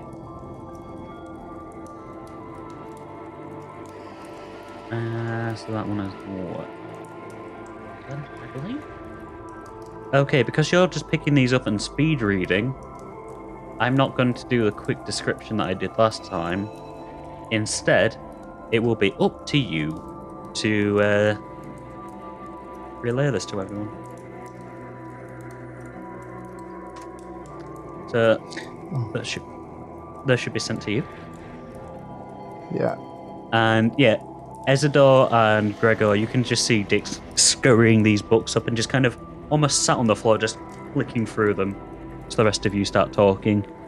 Ezador, from behind Ebchar, you see a hooded hobgoblin walk through. He's around about 5'2", quite tall. He's very lean and thin. He's got dark amber skin, a very sharp hooked nose, and his upper face itself is quite sharp. His brow hangs over his face ever so slightly and covers his eyes. And because of the hood, you can't quite see his hair, but you can see a couple of wisps of white hair, as well as some bushy white eyebrows. Just, We have new people. That's odd. Who might you be? says towards Ezador specifically. Ezador, previous captive, and now a release thanks to Yuku. My name is Traveler Temple. I am a priest of Lavanda. Ah, Lavanda. I keep hearing his name a lot. You have heard his name again in this temple. Yes. No, I know him well. And as I say that, I'm gonna loot the bodies. Do I see this? Roll me a perception.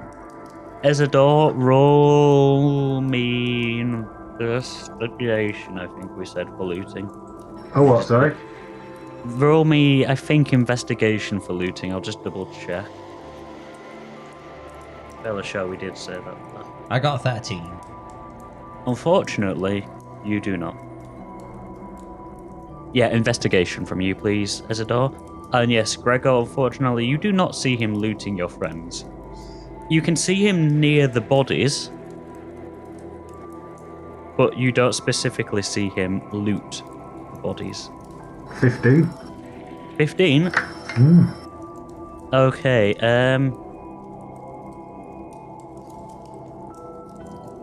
okay, give me a second. So you pull one item from each of them. So from the corpse of the half-orc that you see with only one arm, you pull... It would help if I remember what Rack had on him.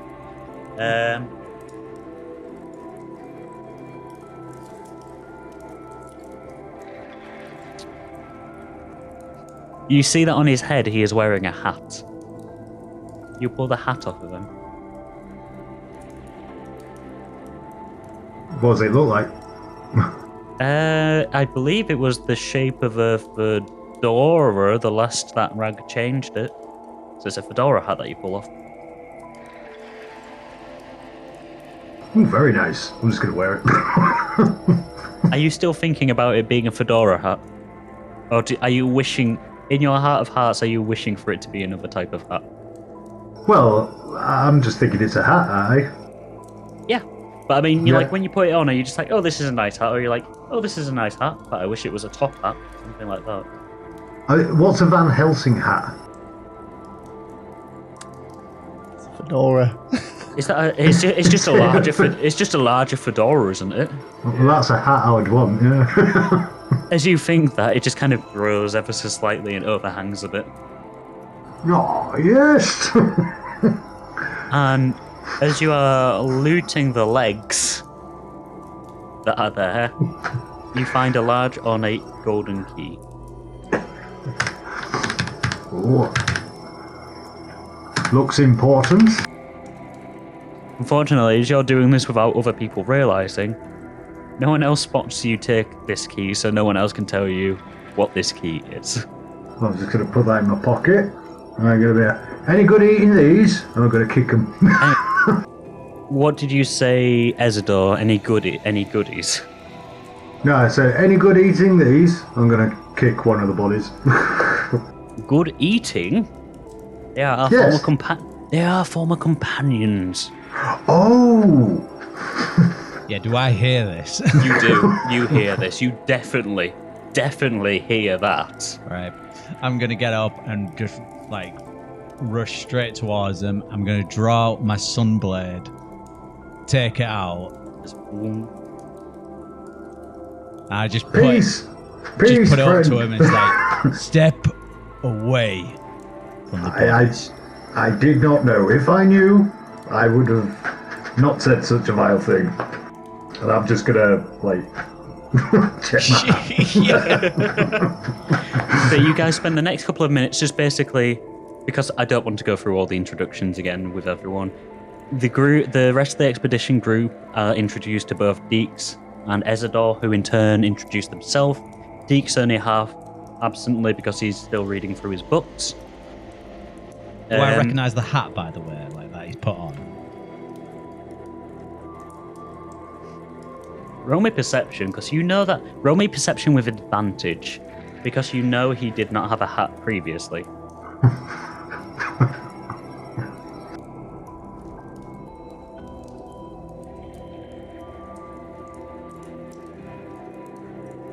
Perception.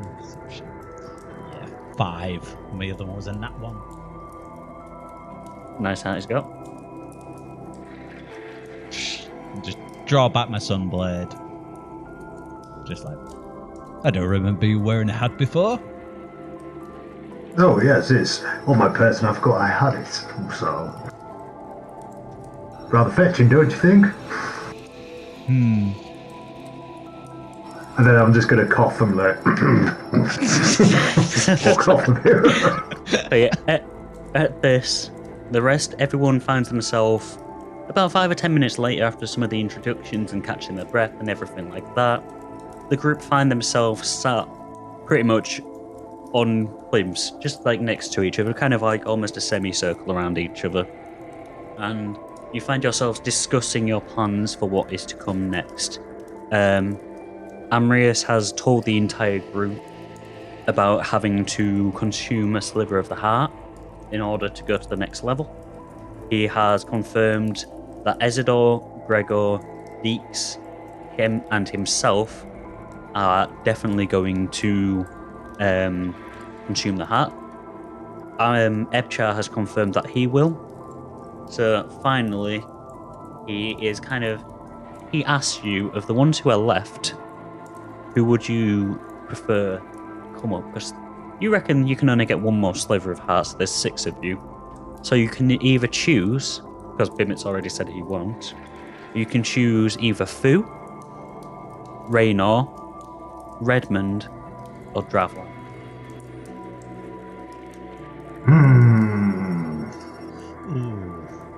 I will allow you all to decide yourself. My main person that I wished was Gregor, as he has been here from the very start. However, I will let you three decide who else you would like to watch your back. Well, I vote for Fu. Reasons? He's another bodyguard, so more protection for us. Do we have might already? Do we need some brains? No offense. None taken, I'm also quite intelligent. I'm not like Raynor. Hey, fuck you! I'm quite smart and reserved. I second Fu. Am I not strong enough for you wankers? No, we just need a protector here, don't we? On thought. Roll persuasion. With advantage, you're just feeding into his ego.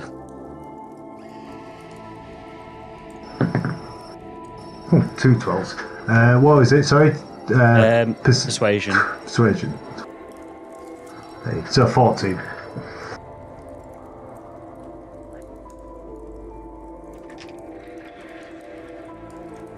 I wasn't too sure about you, because you've got that weird blue hair and scary eyes.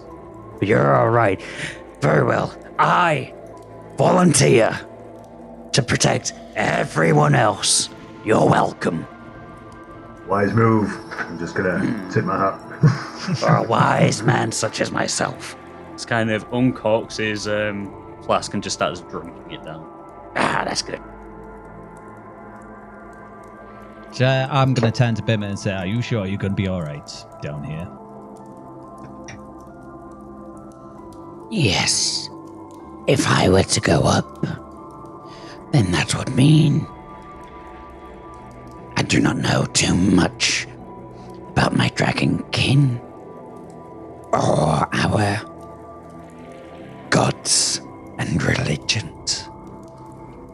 But as I slumbered the other night, one name rang true, that of Bahamut, and I feel that if I was to consume the heart, and go to the higher levels. This might be an offense to him. I do not wish to offend a god I have never met. Ah, that makes sense. As long as you stay safe, Bimit. We'll be right back. Bimit will make sure. I don't even need to do the pressing voice anymore. Bimit will make sure the rest are safe. I'm sure you will. We'll be back in a jiffy. Come running over with this book. Wait. Yes? I don't know which voice that was. Fucking hell. Yes, what is wrong, Dix? It says in here, communion was standard for every mass that took place in the temple.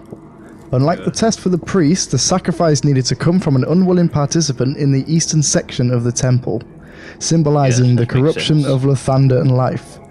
Yes. Once killed, the heart of the sacrifice would be laid on the altar. Yes. Then the communion would proceed.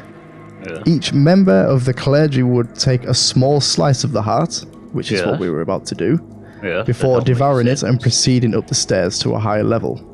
Yes, if that this all was makes done, sense. yes, if this was done incorrectly, example, the wrong section or room, or from a willing sacrifice, then the tenets of Merkel would be deemed to be broken, and an avatar of Merkel would be called to judge the entire procession. Yeah. Well, I would assume the sacrifice would be valid because it's been done. Hopefully, but we don't know. Well, we have just... That is actually a very good point, Dukes. However, we have just come from the eastern section. And I believe the room that Gregor promptly lost his composure in was the sacrificial room that had fresh blood in it. That heart seems relatively fresh. And he kind of leans in. Between you and I, there were missing crystal elves from higher up. It would not be out of the realms of possibility that that was one of the unwilling sacrifices.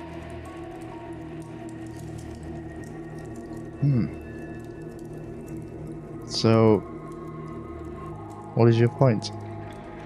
Well, my point is that, as far as we are able to tell, I believe that is a valid sacrifice. However, you have just come... I was just going to say, as though I think with Dix reading through that and telling us that was wise, as it has potentially just confirmed that what we were about to do might be the right choice. Yes, and it also has the entire ritual in this book. And how it's all laid out and meant to be. So, what was the point of that room devoted to Lathander then? Because that was awfully odd.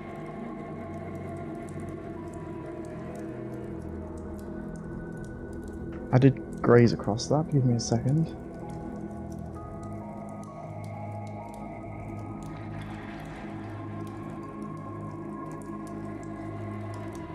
So there were holding rooms.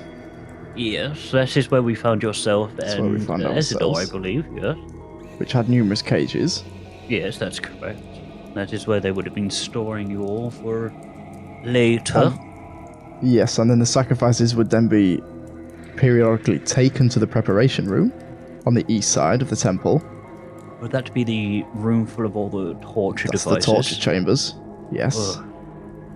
Terrible that they called it a which preparation. they called the death pit. That large pit with the grate on it? Yes. As sacrifices will be selected depending on their mental and spiritual state. Those new and or defined would not be taken in, as Merkelites wish to slowly degrade their spirit and willpower, and there was a risk that torturing them would reinforce their beliefs in their god. Makes sense, yes. Moving on from there. Go on. So They the would tree was break like a them? preparation. No, Ezador. I No. believe that This the is a different preparation room. was... Yes, the dark room that we found that we had our battles in. I believe that's where they were torturing them until they broke them. Until they were at a point of death, Yeah. before being slightly healed so they would not die. This cycle would continue for weeks until the sacrifice was deemed by an acolyte to be close to their ultimate breaking point. Once deemed ready, the Mercolites would prepare the next and ultimate more cruel stage of communion preparation. I believe I am starting to see where this is going, but please, for the rest of them, you would be so kind, so that we Yes. are able to understand the cruelty that we are dealing with here. Want me to go on? Please, my boy. So, when deemed ready, the sacrifice would be taken to the preparation room, and it would be ensured that they would be the only sacrifice within the room. Then, once alone, the sacrifice would realize that a mistake has been made and would be able to escape. Knowing that the route they had come from would be full of Mercolites, they would have no choice but to delve further into the temple. However, after passing through a corridor, they would feel as though they had someone escaped the temple of Merkel and instead entered one of Lathander. They would be greeted by soft sounds, as well as a scene reminiscent of Lathander, normally a large tree or spring of some sort. Exactly, Additionally- that's the one that we found. Yeah, exactly, this is the room. Additionally, they would be able to feel the presence of Lathander due to a relic of Lathander being stored within the tree, but would not be able to commune with him. Nonetheless, the sacrifice would feel renewed hope and connection to Lathander, and would set off further down the tunnel, determined to escape fully. That is what happened to Gregor, is it not? Almost. Didn't get that far. Afterwards, the final and cruelest trick would be played. And Mercolites would be revealed after passing down another tunnel. They would find themselves entering the sacrifice chamber and would be surrounded by acolytes of Merkel. Then it would be dawn on them that they were never close to escaping, Lathander had never helped them, and every stage of their escape was a sick plan by the acolytes of Merkel. It was at that point that most sacrifices would reach their breaking point, with their beliefs, morals, and spirit truly broken. They would be ready to be sacrificed. So it's all a sick joke. It's all a sick joke. Yes. As I said, it's a preparation. A death machine. Build up their hopes so they can break to them ultimate better. despair. Would Yeah. you like me to tell you how they do it? I would not, but I feel like... For another time then. No, I would not like to hear it, but I feel like we must, to understand the depths that we are dealing with and the levels that we may have to traverse ourselves to rid this land of this evil. You see, we haven't seen this room. Which room? The This sacrificial last room? Yeah. We've seen the were- sacrificial room. Yes, what was the final room? Was a final room? I think there is. Please do go on. Let me read. In the dark, the only light being a green glow coming from the sacrificial circle, Yes. the sacrifice would be surrounded by the acolytes and forced into the circle. Once there, each acolyte would stab the sacrifice, making sure to avoid the heart, and would draw out their suffering and pain for as long as possible. Once death finally claimed the sacrifice, their heart would be cut out and placed on the altar in the main hall, ready for the sermon. Having been transformed into the twisted remnants of Lathander's grace, the sacrifice themselves would be dumped in the eastern crypt, left to rot until they became skeletons of what we saw earlier. At which point their remains would be thrown with the others in the main hall alcoves, or the western prayer room, if their spirit had been particularly warped before death. During the sermon, the congregation would be invited to cut a slither of the sacrifice heart and consume it at the altar. Once consumed, the members of the congregation would be enabled to climb the stairs to the high level of the temple and enter the inner sanctum, where the final rite for the sermon would take place. However, there were risks associated with communion, namely if it was carried out incorrectly, example, the sacrifice is killed outside of the sacrifice room, or if the sacrifice converted to the religion of Merkel during the process, or if they willingly allowed themselves to be murdered. Each of these would constitute as breaking one or more of the tenets of the church, and would result in an avatar of Merkel appearing in the entrance hall. The severity of the mistake would determine the severity of the judgment. It would not be uncommon for an entire congregation to be slaughtered on such occasions.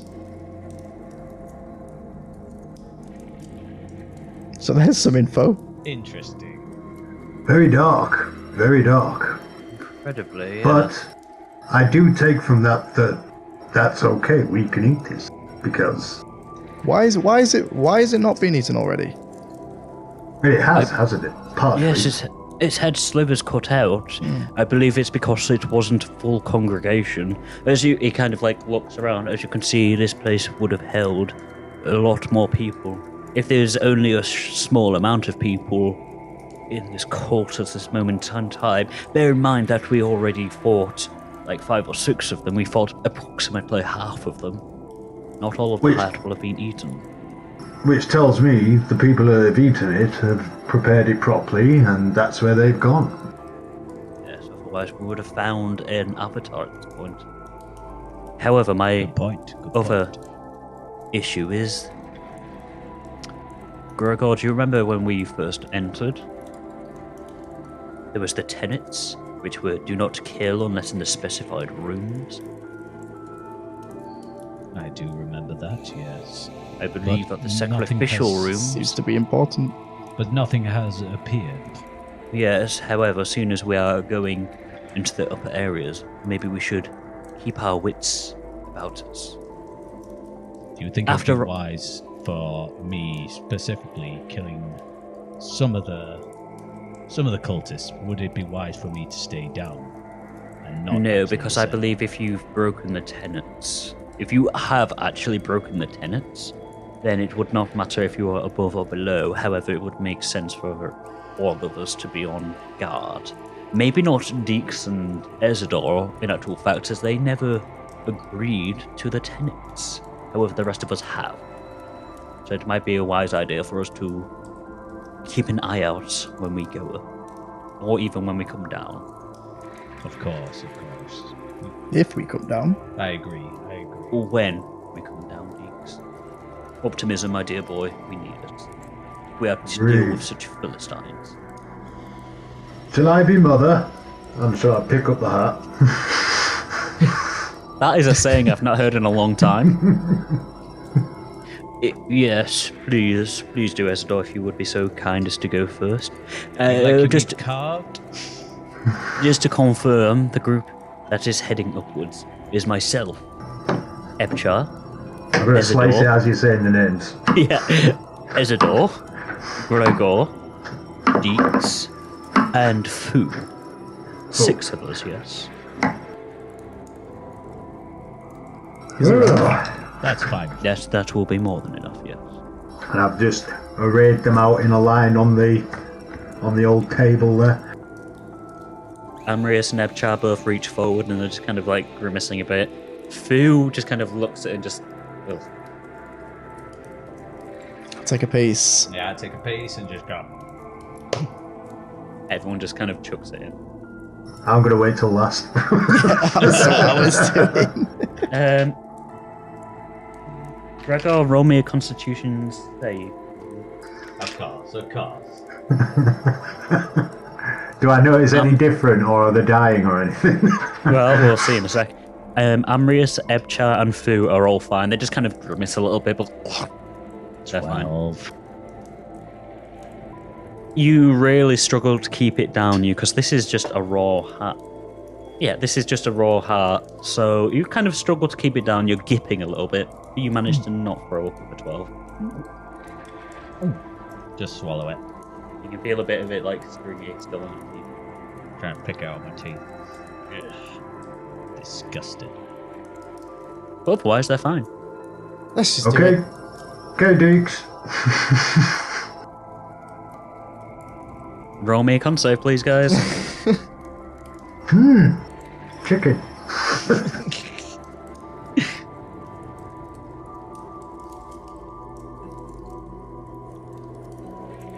20, not a natural. Dix, you just swallow this like a champ. It's just down the gullet. It's on the side, isn't it? Oh, Like plus a- 1, so Like 17. a seagull. And Ezador, you're not quite as seagull-like as Dix, but you managed to swallow it, no issue.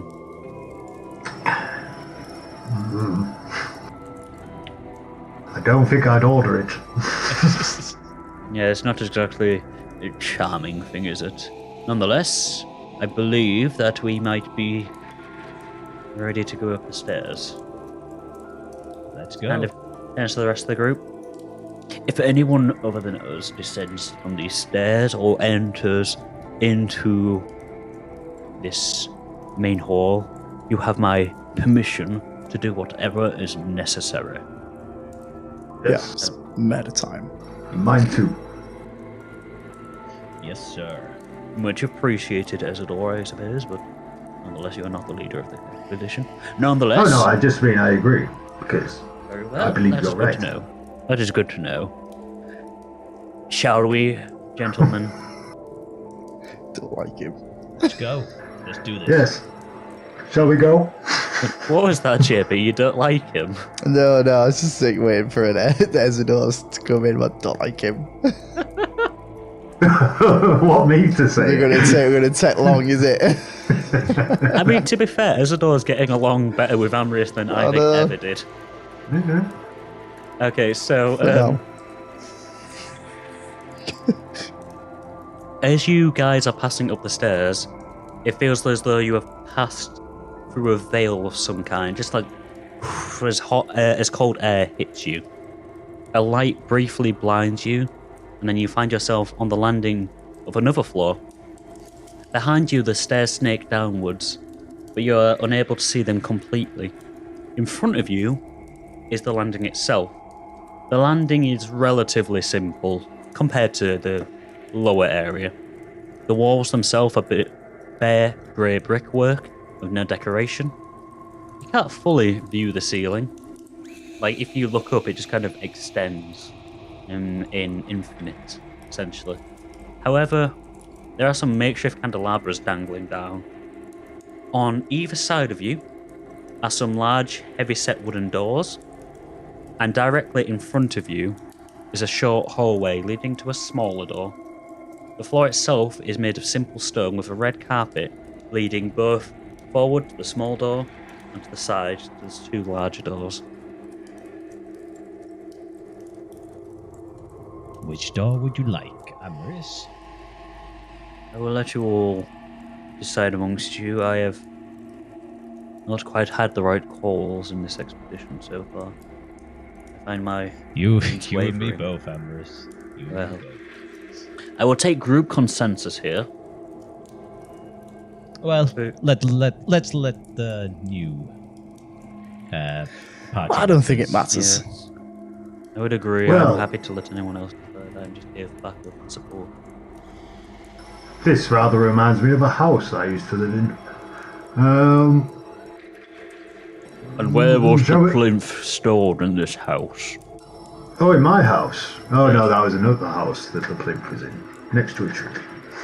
Sure. This was this is another manor house that I used to own. Let's just take this one. Let's go left. You're pointing which way? sorry. What? I was going to say, I didn't hear any of that. Couldn't be more opposite. We So, both said it Dix down, saying he's said it left. down different directions. Ezador is going right. I mean, we can do that. Okay, so Dix, you're turning left. Ezador, you're turning right. Typical. Amrius Well, and it's the other Chad way just like, around. okay. So you're right and he's left. That's fine. Amrius is just, I believe, you can follow them if you wish, Gregor. I'm just going to wait here for them to realise. I'll follow Dix then. Okay. Would you mind looking after father, and I will follow Ezador? We should be in pairs of 2 so that no one is truly alone here, so no one can get the jump on us. Who just kind of nods in agreement and follows Ezador. So, Dix, did you say right and Ezador is left? Yeah. Okay. So, we'll start with Ezador and Ebchar. Took me a second to remember his name there. So, you open the door and enter what appears to be a small room. A small, quiet room. Your footsteps echo off the stove. Your footsteps echo off the stone floor, and the room itself is scarcely lit by a few sconces on the wall. In the center of the room is a font. In the font itself appears to be sand, and there is a small dagger placed to the side. Behind it is a pedestal holding what appears to be a small ring. Oh, a dagger, ring, and sand. I think it's quite obvious what we got here, don't you think? What would that be? What can you tell? Elucidate me. Well, it's quite obvious, isn't it? You... A puzzle? Yes, a puzzle, yes, that we need to figure out between us. Most likely, yes. Are you now approaching the font then? Yes. As you approach the font, the following writing appears on the wall opposite you, so like above where the ring is. The writing reads, "The man who built it doesn't want it. The man who buys it doesn't need it. The man who needs it doesn't know it. What is it?" Which is a riddle of Coffin? some kind. What did you say? Coffin? I believe that we should probably write it in the font. What? It? No, write coffin in the font. If you believe the answer to be coffin, then write coffin. Oh, I thought you said coffee. I was like, But what? I did. coffee? But what if it's wrong? Then we will find out if it is wrong through one way or another. Well, could it be anything else?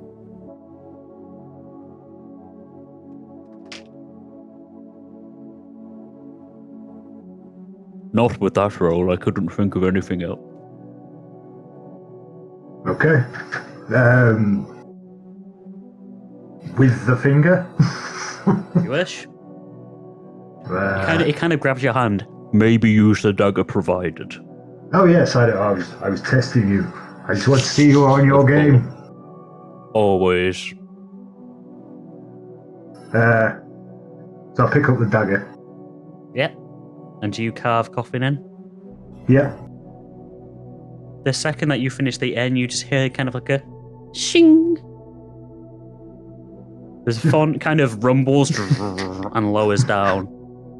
So directly in front of you is the small ring on the pedestal. Sorry, I sort of knew that riddle. I was trying to guess it. I was like, ooh. I remember that one. Yes, I'm sorry. I've heard that riddle before. It seems to come in handy.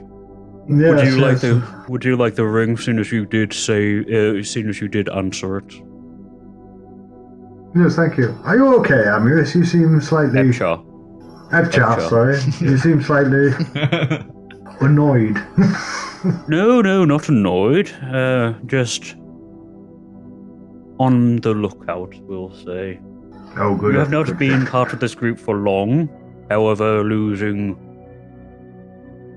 such a large amount of our members in such a short succession does not bode well to me at all. I fear that we are walking into the jaws of a monster that we have not yet seen. We do not even realize we are walking into the jaws. Oh, that's okay. As long as we're okay, because I'd like to think we could get along. And I'll say that as I pick up the ring and all that. As you're saying that, we shall see how well you handle yourself. And then maybe if you survive this, we may get along afterwards. But for now, let us focus on the task ahead. With that, you have picked up, seeing as you have not got it appraised or anything yet, a gold-banded ring, painted black, and adorned with the white skull of Merkel.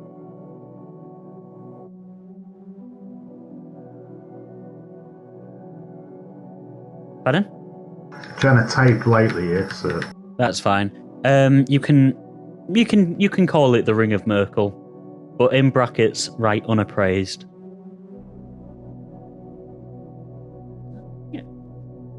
Appraised.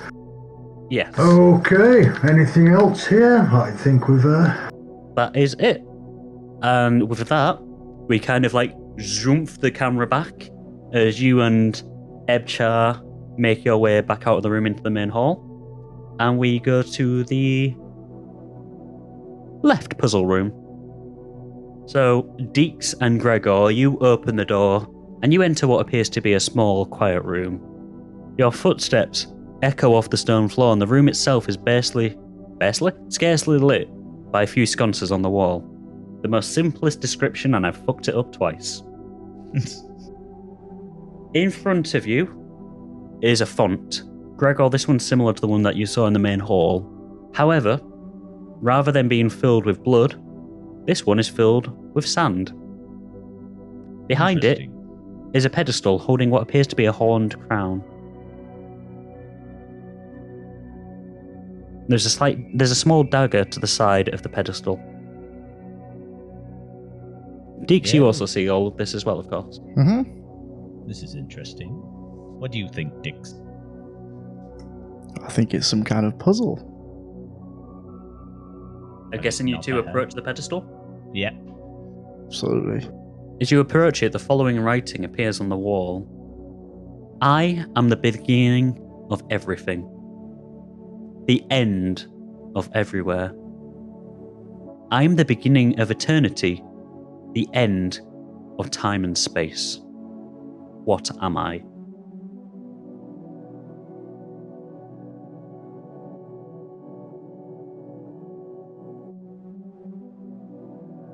Could you say it again for me, please? Yeah, I was going to say, do you want me to read again?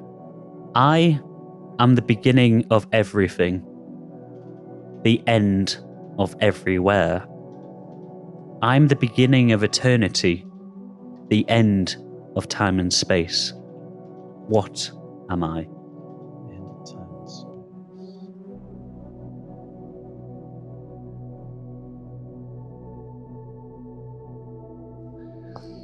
I'll let you take this one, Gregor. All right, I'm gonna try life then. You carve life in, and it takes a second, and you hear a meh.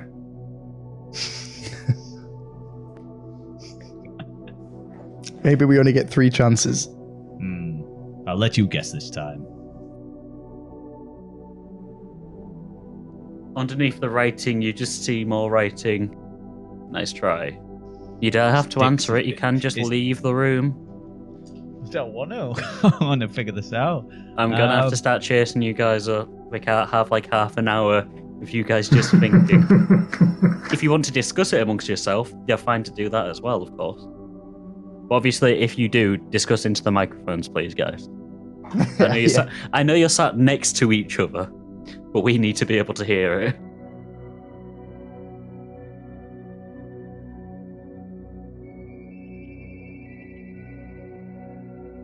Beginning.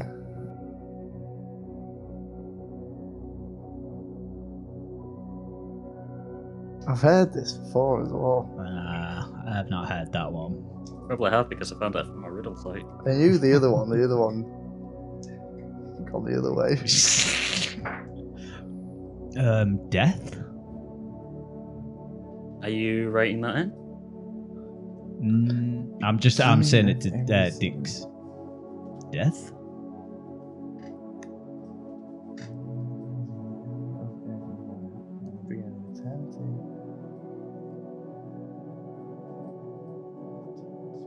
Josh will never give up. You are. You do You'll have 2 more never give chances, up. so Gregor, you can write that in if you want. You'll have at least 1 more chance, you think.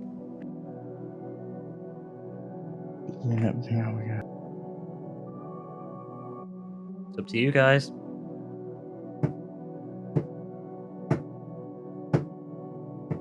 Yeah, In the I'm dis- going to go for death. I'm just going to I carve say in the death. distance you can hear like a pendulum swinging, but as Gregor carves in death, the pendulum stops, and it takes a split second, but then you hear ding Yay!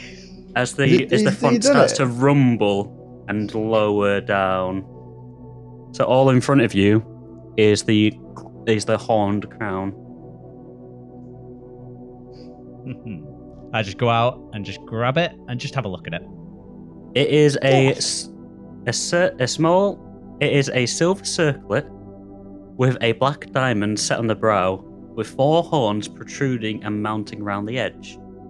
If you look closely at the diamond, it reveals some sort of swirling energy. So in your inventory, you have the crown of horns, unappraised. And appraised. Unappraised. Oh, unappraised. I was like, appraised? Yeah. Oh, brilliant. Until you get it appraised, I can't tell you what the actual things are with it unless you accidentally find out about them. What was it called again? A crown of horns? Yes, the crown of horns. He says just after JB is just washing his face with his hands from the looks of it. It's got me, that one. Can I just pop it on my head? It's very nice, Gregor. Give me one Ah. second. Thank you, Dix. You explode. As That's the end of Gregor. As you put it on your head, I don't know if this is the right one. You put it on your head. You hear in your mind. Another one has put me on. I am once more audible. Who, may I ask, has the honor of wearing me? Hello, this is Gregor. May I ask who this is? This.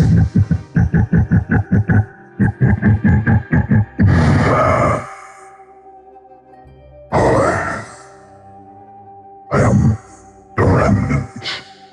I am not a true form of myself. However, the memories of myself, the logical exercises of myself that I have done, I am a faint recognition of Merkel.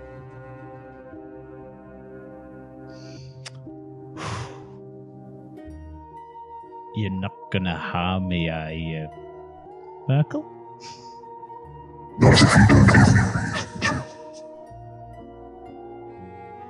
Fair I said enough. I am not Merkel himself. I am what his memories.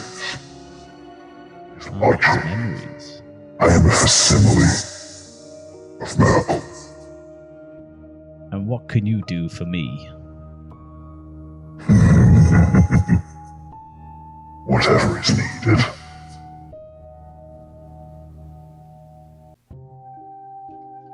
So, are you saying that you've got powers that you can use? Yes. Talk, converse with me, Gregor.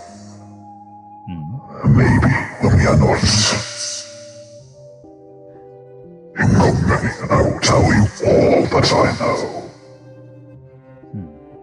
I think this will be... Yes. I think this will be good.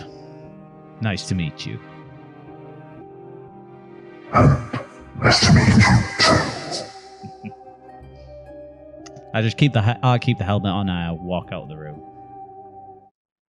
Yep. So I'm still stood there trying to work out this riddle. the rest of you, minus Dix, I'm assuming, unless Dix has joined again.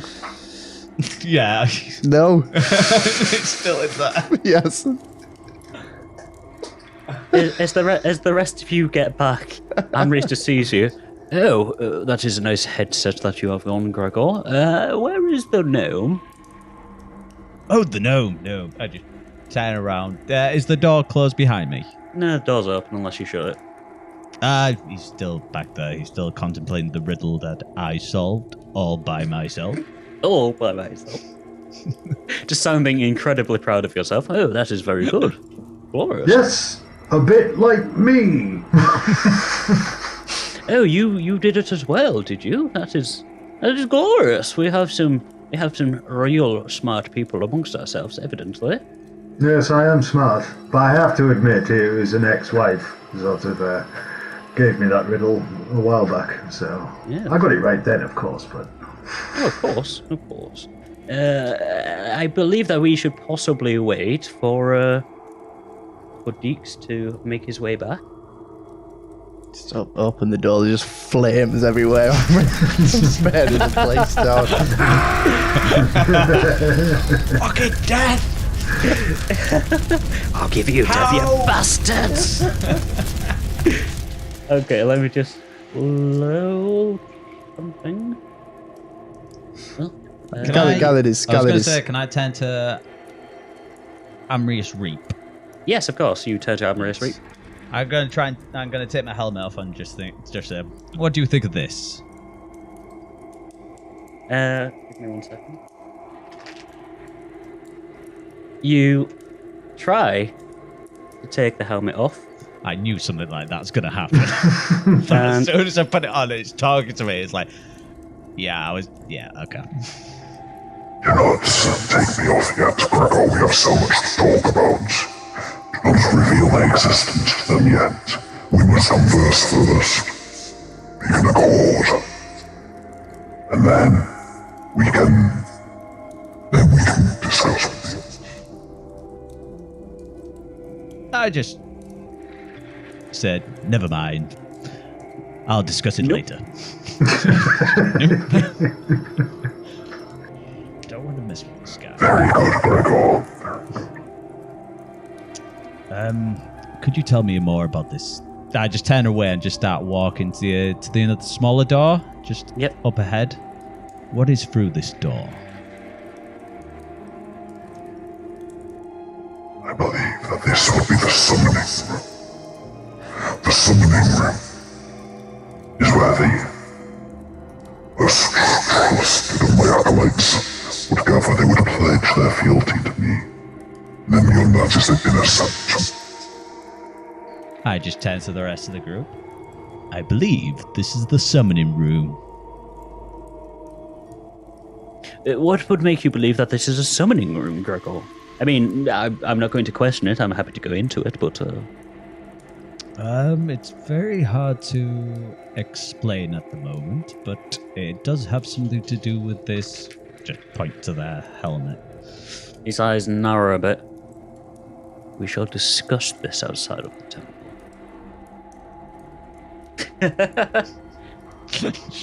I just put my finger up like, okay. Very well. I'm going to suggest that 2 more of us remain outside, just in case more people follow. I know we obviously have our group below protecting us, but did you all notice that when we left the lower floor, when we ascended, as it were, we seemed to pass through something almost like a veil? I did notice that, yes.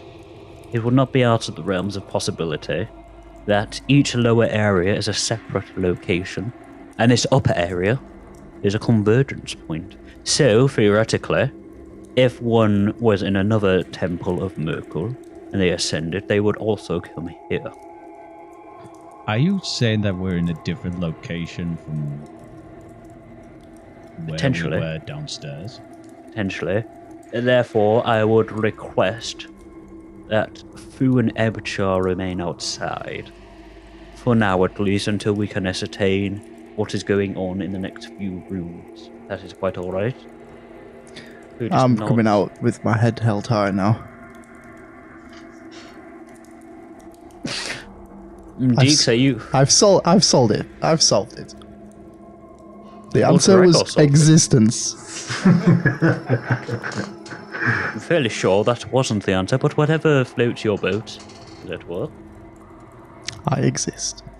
You do exist. That is a very good point. That is a jolly good point. However, we were saying that Fu and Ebchar would remain outside. Ebchar kind of grunts a bit annoyed, but nods, and Fu just sits down onto the floor, takes his sword out, and just kind of holds it like that. Relax.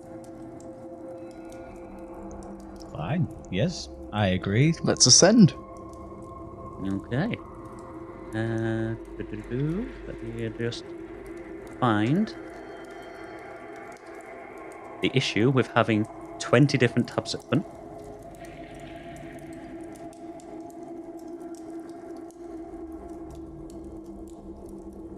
So as you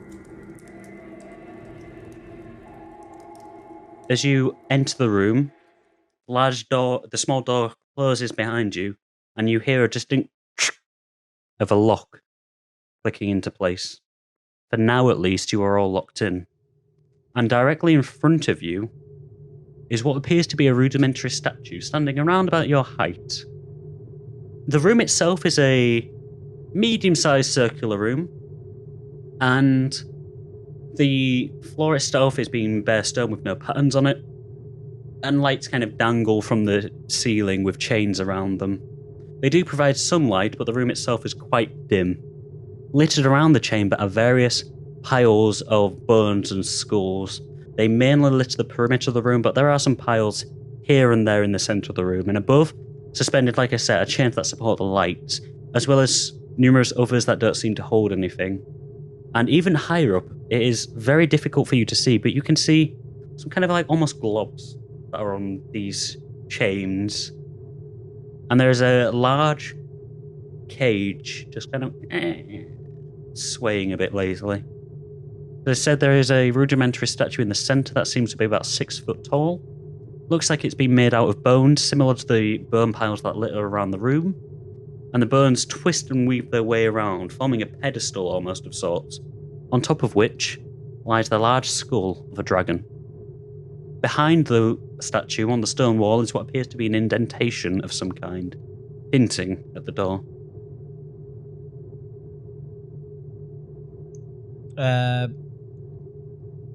Is it a language just above the door, or is it just symbols? There's nothing above the door, it's just an indentation, so it looks as though there might have been something there at some point, but it's not there at the moment. That makes sense. Oh, right, sorry, yeah. Yeah, an indentation rather than an actual thing there itself.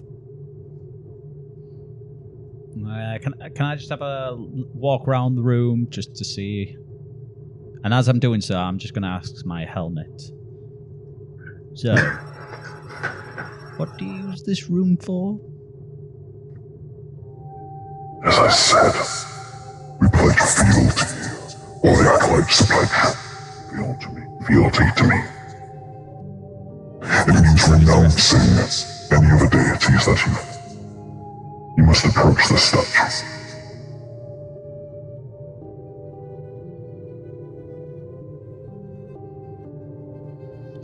Will this hurt? Your parent God that you follow might not be happy. Am I hearing Gregor talking to someone? You can hear him talking to himself as he's walking around. Gregor, Yes? to whom are you talking? Well, of course, my helmet. Right, good to know. Not just me then. It's a long story. I'll explain after I leave. Yes, he's a weird one.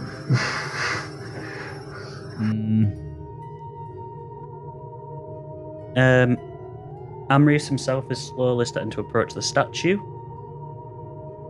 I just tend to Amrius and go, no.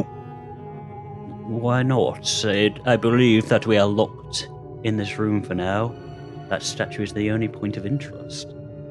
Surely we must, at the very least, see what we want. I'll be a bit wary of that statue in the middle.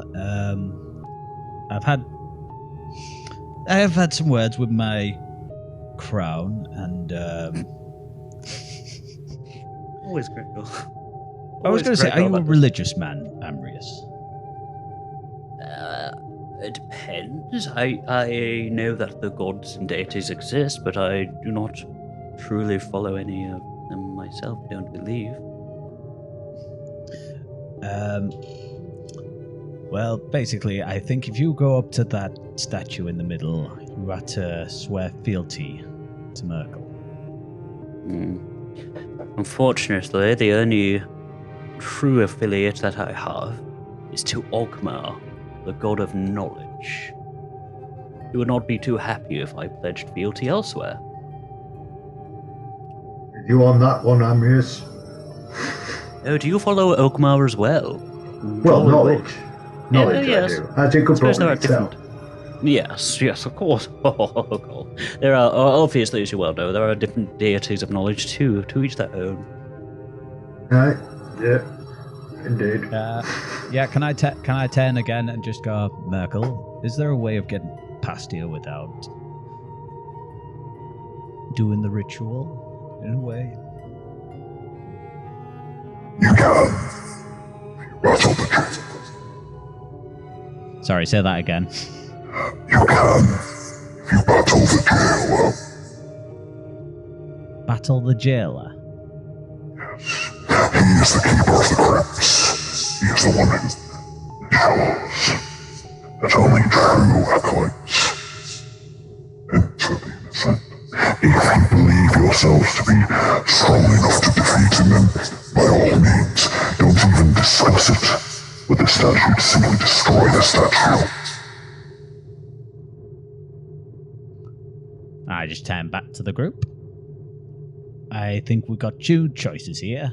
Either we submit and give our loyalty to Merkel, or I'm not too keen on this one though.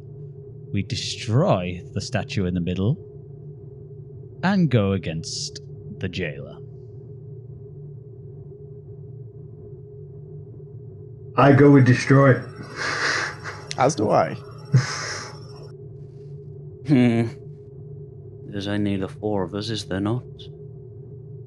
If I was to answer fealty, well, one, Ogmar would not be happy, and two, we would be at a stalemate, so unfortunately, as much as I appreciate your counsel on this one, Gregor, I believe our only course might be to destroy the statue. Can't be that hard. We've got a gnome with immense powers. We've got two brainy people with fighting skills, and you, Gregor.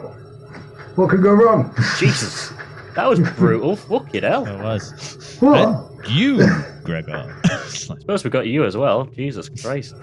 Oh, no, I didn't mean it. I just meant, I knew Gregor. What can go wrong? What is that? It seemed like an insult to Gregor, but fair enough if it wasn't. It's like you two intelligent people, you who's got fighting capabilities, and you. Oh, sorry. I mean, you, And you're Gregor, here with too. all your immense skills.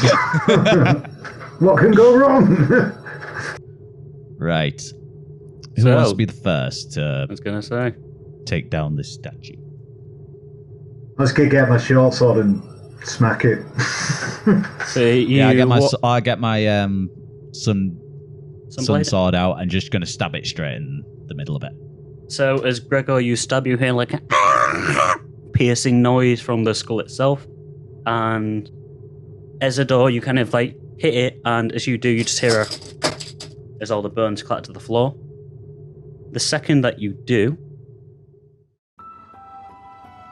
the bones clatter to the floor, and the second that the bones hit the floor, you feel large vibrations and rumbling as the room itself begins to shake. The chains and cages above you start to rattle violently. A cacophony of metal rings across the entire room. Next, the piles of bones and skulls that littered the chamber now begin to roll and move slowly at first, looking almost as though the vibrations are turning them. But after a couple of seconds of this moving, it's unmistakable. They're moving of their own accord, as if powered by some higher being. They are forced towards the center. They rattle, they turn, they begin to pile up on each other. They form a rudimentary humanoid shape. The bones, they crash into each other, some of them shattering, others merging, splintering, until there's a large mass forming a torso, with numerous bones just bending to form a makeshift ribcage. On both sides of the torso, more cracking as the bones splinter and wrap around each other, as though they are a rope slowly beginning to form. The bones continue building up until they've formed two arms, thick as tree trunks. And as they do so, the same happens below the torso, as more of these bones smash into each other, shattering and cracking and merging, forming large, heavy-set legs. Next, the cage in the ceiling drops to the floor with an almighty clang. It begins rolling towards the mass of bones, writhing, rolling up them, before taking its place in a large cavity in the right side of the chest. More of the skull start rolling up towards the top of the torso, forming broad shoulders, and above them there are more bones cracking and distorting as it forms a monstrous face, wrecked in agony. Finger bones protrude upwards and downwards before the makeshift jaw snaps together, splintering them into malformed teeth, inhuman and jagged. Eyeballs begin to roll and appear on the crux of its head, far too many for it to be human, all of them swiveling at all angles rapidly. With the main body formed, it raises its arms and lets out an unearthly roar as the shockwaves from this causes the fleshy materials from the hooks above to drop down in globules. It hits the monstrosity in the face as it does, and as these globules hit it, it wraps around the arms and the hands, starting to become taut and scarred. The face itself, again, more of these globules hit it, and as the face is covered, almost as if by wax that suddenly hardens and melts, it tautens, forming very thin, very taut skin around it.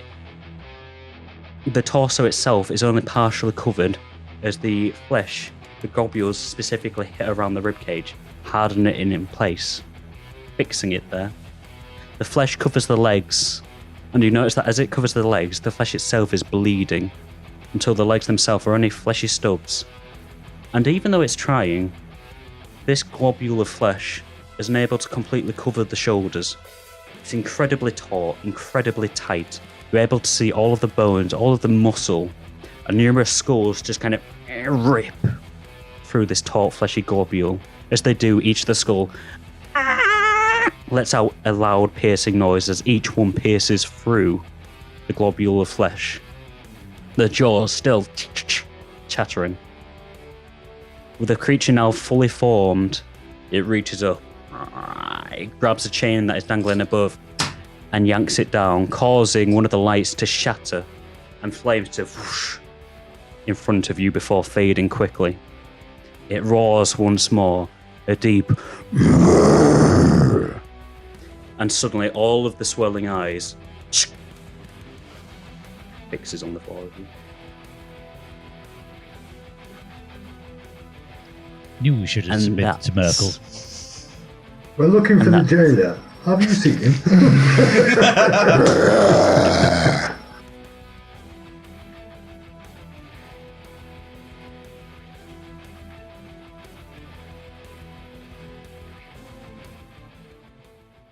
Hi guys, Tom here. I just wanted to thank everyone who has watched or listened to this episode. and to those who have kept up with everything that we've released so far. With this episode, we're around about halfway through the first season of this campaign. Well, I say halfway through the first season. That's the plan, but as always with D&D and with this particular set of players, plans are rarely stuck to, so it might be a bit longer, it might be a bit shorter. Who knows?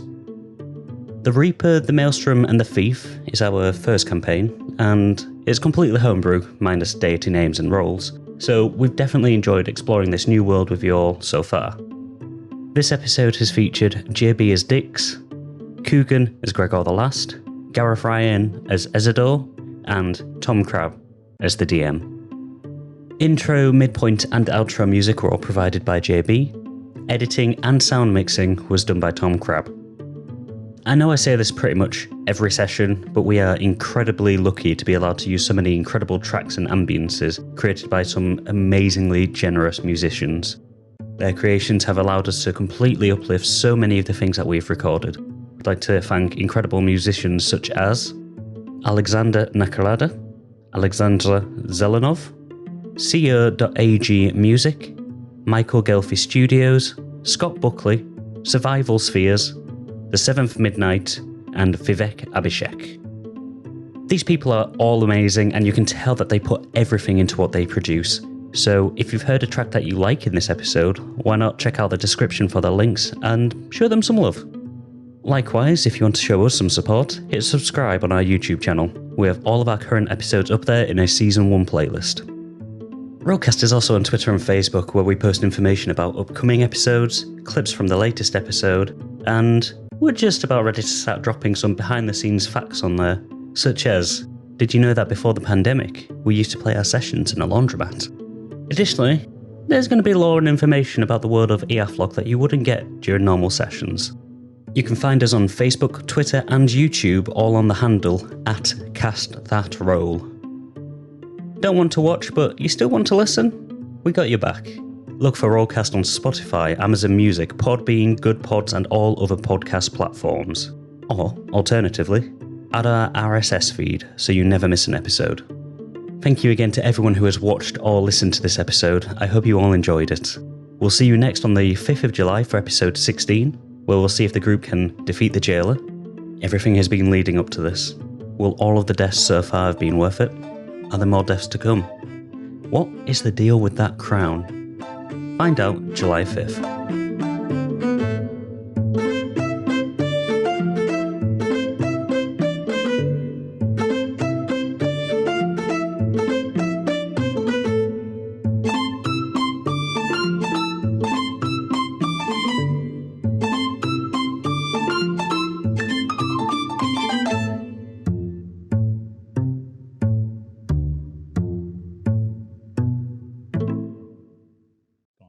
JB, just while I ask this, JB, were you searching for the answer? Because I saw you typing. I'm just I'm writing on it. I was going to say, I saw you typing on the It's on screen change, Google. and I'm like, Google? you could do that if you want, I guess, but that's No. kind of ruined the challenge. Sorry, I'll come back in.